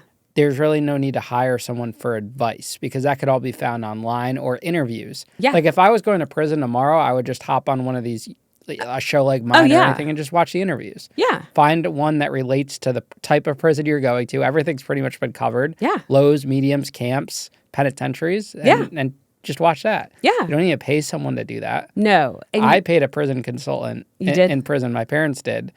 One of those like OG ones, like back in the day, a guy that went to prison for fraud, got out, started a company, promised me the moon saying that he could help get me moved to a different prison because I got put at a low and I probably should have been at a camp and nothing. It was a waste of $2,500. Sure. Now I know it's a little bit different because there's like things that there's certain motions they could help you with that you don't need a lawyer to do. Right. But I don't know any of that. I don't have experience with that. Neither do I. But it's just information wise, you don't need to hire someone to help you go to prison for advice. You just don't need it. You don't. That's an old school situation. Like, but that's like most things, I guess, in today's world, like with ChatGPT or Absolutely. YouTube, you know? Yeah. Now I use ChatGPT for everything. So do I. Like if I'll even have it pick out outfits because I'm not good at the whole matching thing. I'll take pictures and I put it on my bed of like, is this a good fit? Do you really? Yeah, I do. That's a great idea. It's perfect. I do everything. I do that with the bodybuilding stuff. So I started plugging in like everything that I ate, how much I slept, my workouts, like specifically my workouts. I would specifically tell it I walked 5 miles in the pasture with winter muck boots that weigh 5 pounds. I would tell it everything. And then I put in like progress pictures and it will analyze from day to day. Like this was your last one. This is where you're at now. You have this many weeks out. And so this is where you need to be. You're actually ahead or, work on this. It's amazing. It's crazy. Yeah. And my coach at one point was like, am I going to get fired? I was like, no, I need you. And then ChatGPT, I put in my weight one day. I was like, I was 2 pounds heavier and I put my weight in and it said, okay, thanks. And I'm like, what? I call it PD. It's PD for me. And I'm like, that's it? Okay, thanks. Like we have things to talk about. Like I'm 2 pounds up from yesterday. Like it's time for you to talk me off the ledge. And it acted like it did. It said it didn't keep any information. And I was like, yes, you do. I'm yelling at this son of a bitch. I'm going off. I'm like literally fighting with Chat. Anyway, it finally remembered. I was like, this is a bad relationship. Like, I think we're going to have to break up. But then, it's got me by the balls. I got a bodybuilding competition. So, I mean, it's got me. But so now you got off home confinement early. I did. I got a clemency from Biden. I was one of the CARES. So there was 1,500 people on CARES Act that was still on home confinement. And so when the election happened, there was some advocates that went and tried to get, it was like, hey, let's try to get these people clemency. Throughout the CARES Act, I don't know if you know this, but at one point, Trump had talked about sending us back, and then Biden took over, and we weren't really positive that he was going to let us stay out. And then eventually he said, yep, you guys are staying out, because it was such a gray area. The CARES Act was such a gray area that nobody knew what to do with it. And here they are trying to put us back when we have a less than 1% recidivism rate. So why would you put people in the community? They're doing good. Why are you going to send them back? There's a group of Republicans out of Tennessee that had tried to get some legislation, sneaky, put it through to where we'd get sent back. And I'm like, don't you guys have anything else to do? Like, there's so much going on. You want to send people back that have a less than 1% recidivism rate. And so, we 1,500 of us ended up getting the clemency. And I was supposed to be done February. Shit, how do I not know that? Like February 5th, I think. Of 25. Mm-hmm. Oh, so it was only a few months difference. Yeah, it wasn't much. Okay. Some people got years off. They did. And I'm so happy for them. It is crazy to be on home confinement for years. It is. It's 43 months was brutal. Yeah, that's a lot too. I think a home confinement sweet spot's maybe like a year. Yeah. Year or two. I agree. At the most, you learn your lesson. That's it.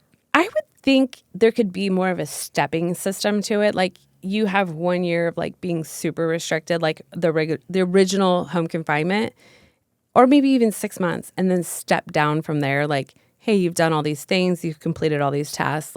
Let's move you down a little bit more. But because I was on it during the pandemic, at first I was going out there like twice a month. I was on like an OSM phone monitoring thing. So I'd take a picture and send it in and say things like red raspberry, something or whatever it told me to say. And I would send it back in. And so that was cool because I didn't have an ankle monitor. How did it feel to get off the monitor, like physically? Unbelievable. I slept for like 4 days. Because at first I was on this OSM and then they called me back in. I got out June 1st. They called me back in. It was September.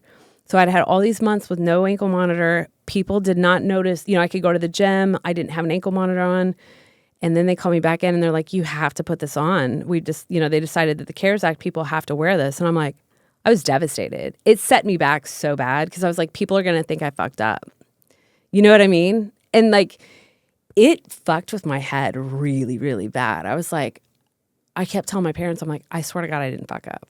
I swear. Like, I've done everything that I can. Like, and my case manager was like, I'm so sorry. She's like, this is not you. You didn't do anything wrong. And I'm like, devastated. I cried and cried my eyes out. I was like, oh my God, I can't believe this giant ass ankle monitor. And so, that was awful. So the day that I got it taken off, it was funny because my daughter, I bought a pair of Freebird boots because I just felt like that was fitting. I couldn't wear tall boots during this ankle monitor thing. I love tall boots. And so I ordered my boots and my daughter went with me. We went out and they cut it off and then she put the boots on me and tra-la-la. And then I went straight to the plastic surgeon that day and I was like, I need boobs. You got a boob job right after? Fuck yeah. I went straight to the plastic surgeon. I was like, you're funny. I'd always said I was going to get a set when I was 45, but I was in prison and then you can't get them when you're on home confinement. And so literally the day of, like, I got my ankle monitor cut off. I went to the PO. I was like, do you care if I get boobs? And he's like, what? I'm like, I'm going straight to the plastic surgeon after this. And he's like, okay. So I did. Went straight to the plastic surgeon, got my sizes and stuff. And then I had to get a mammogram because I'm old. And so, yeah, I scheduled it like by, I think it was January 13th. I was like, yep, let's go. Went and got my boobs. I can't believe that's the first thing you do after getting off a house arrest for 4 years. Fuck yeah. Straight to the plastic surgeon. That's iconic. It is. It's crazy. But I was like, what do I want right now? Boobs. I want boobs. Hell yeah. Straight to the plastic surgeon. Good for you. Hell yeah. I mean, I feel like every woman in middle age needs to have a new set. You know what I mean? Like, there should be some philanthropy for this. I mean, it's just glorious. But so yeah. What's your life like now? My life now. So since I've been off home confinement, it's kind of been a whirlwind. It's been I sell barndominiums and custom homes. I work for a really cool company and I love my job, love my day job.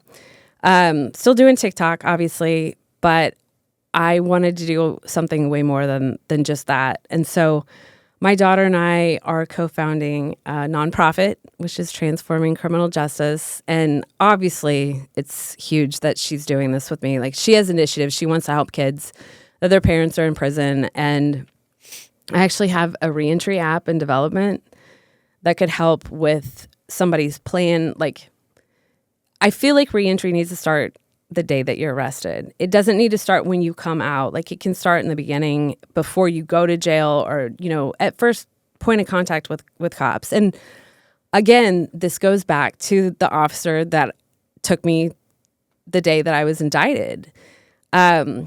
Because I feel like there's so much law enforcement that get involved. They get this job and they have all these really good intentions and then they lose hope and they don't have a good tool and they don't have, I guess, maybe any inspiration to be like, hey.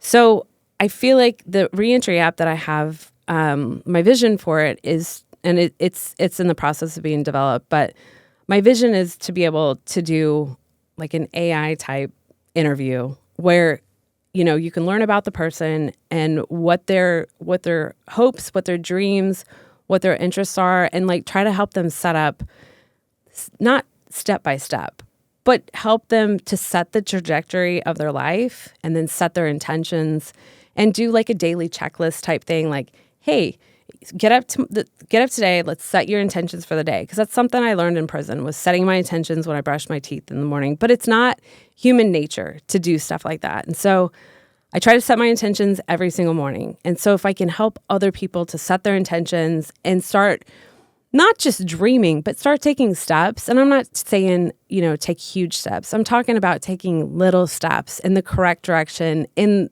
line with the trajectory of where they're trying to go.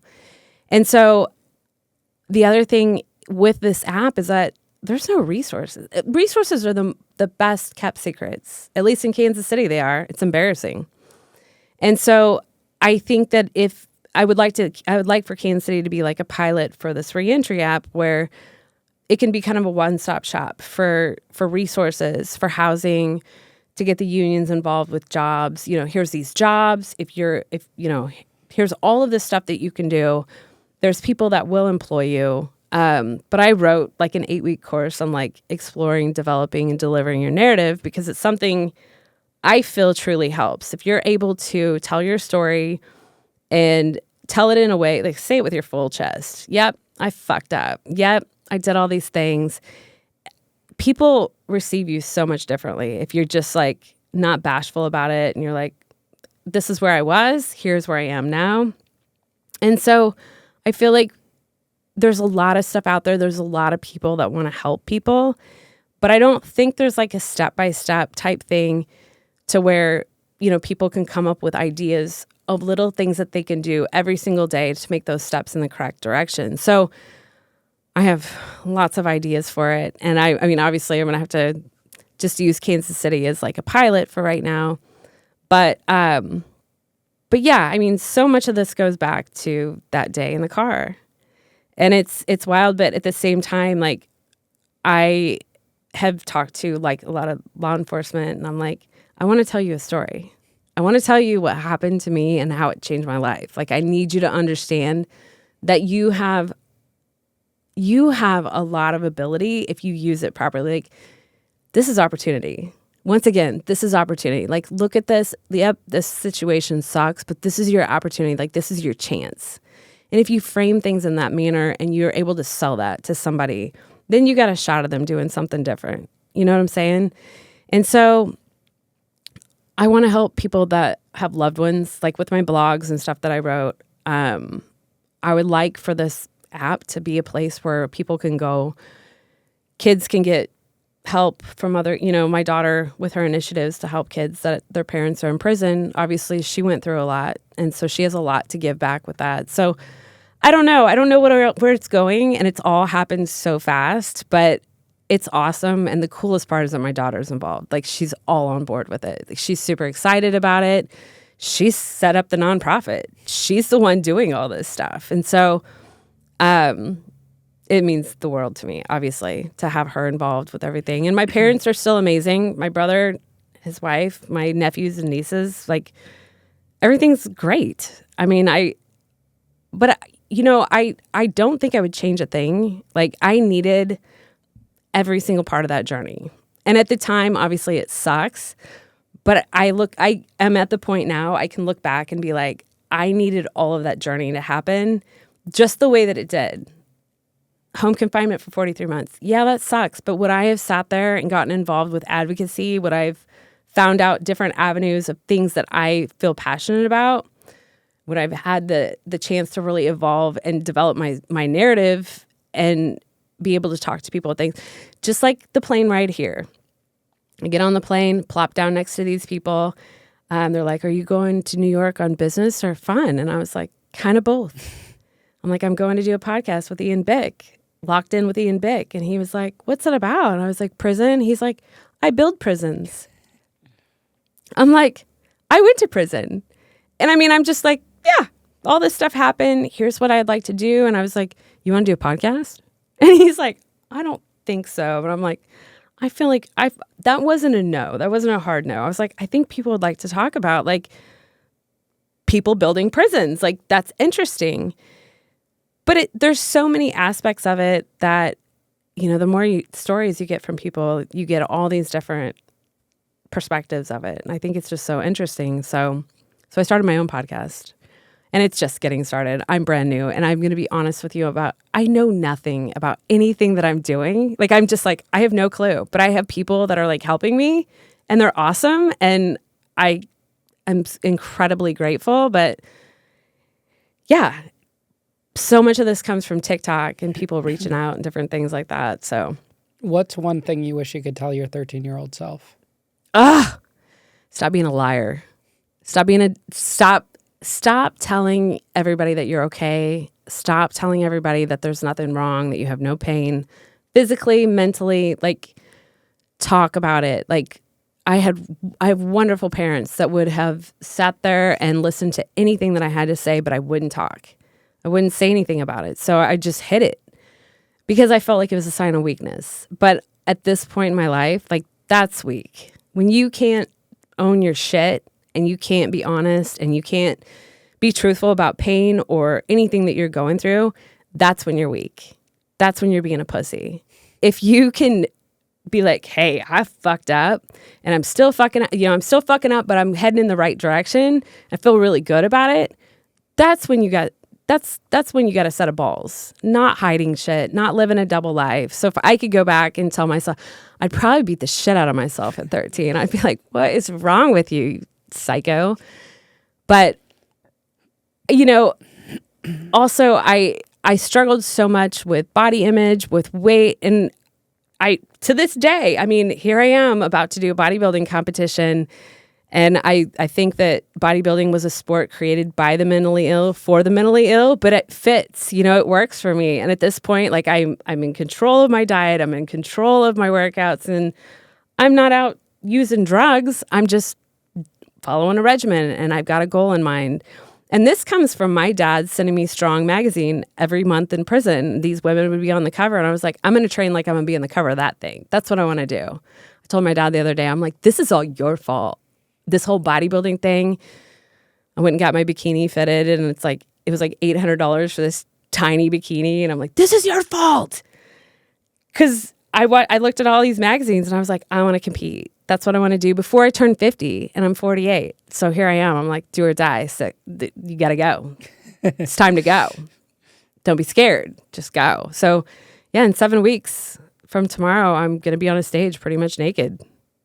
Really excited about that. You're going to have a lot of men DMing you after this. Well, Sabrena, I appreciate you coming on the show today. Thanks for traveling out here to do this. Well, thank you so much. This was fun. Good. I'm glad it was fun. It was awesome. I really appreciate you. Yeah, I appreciate you, and safe travels back. Thank you so much.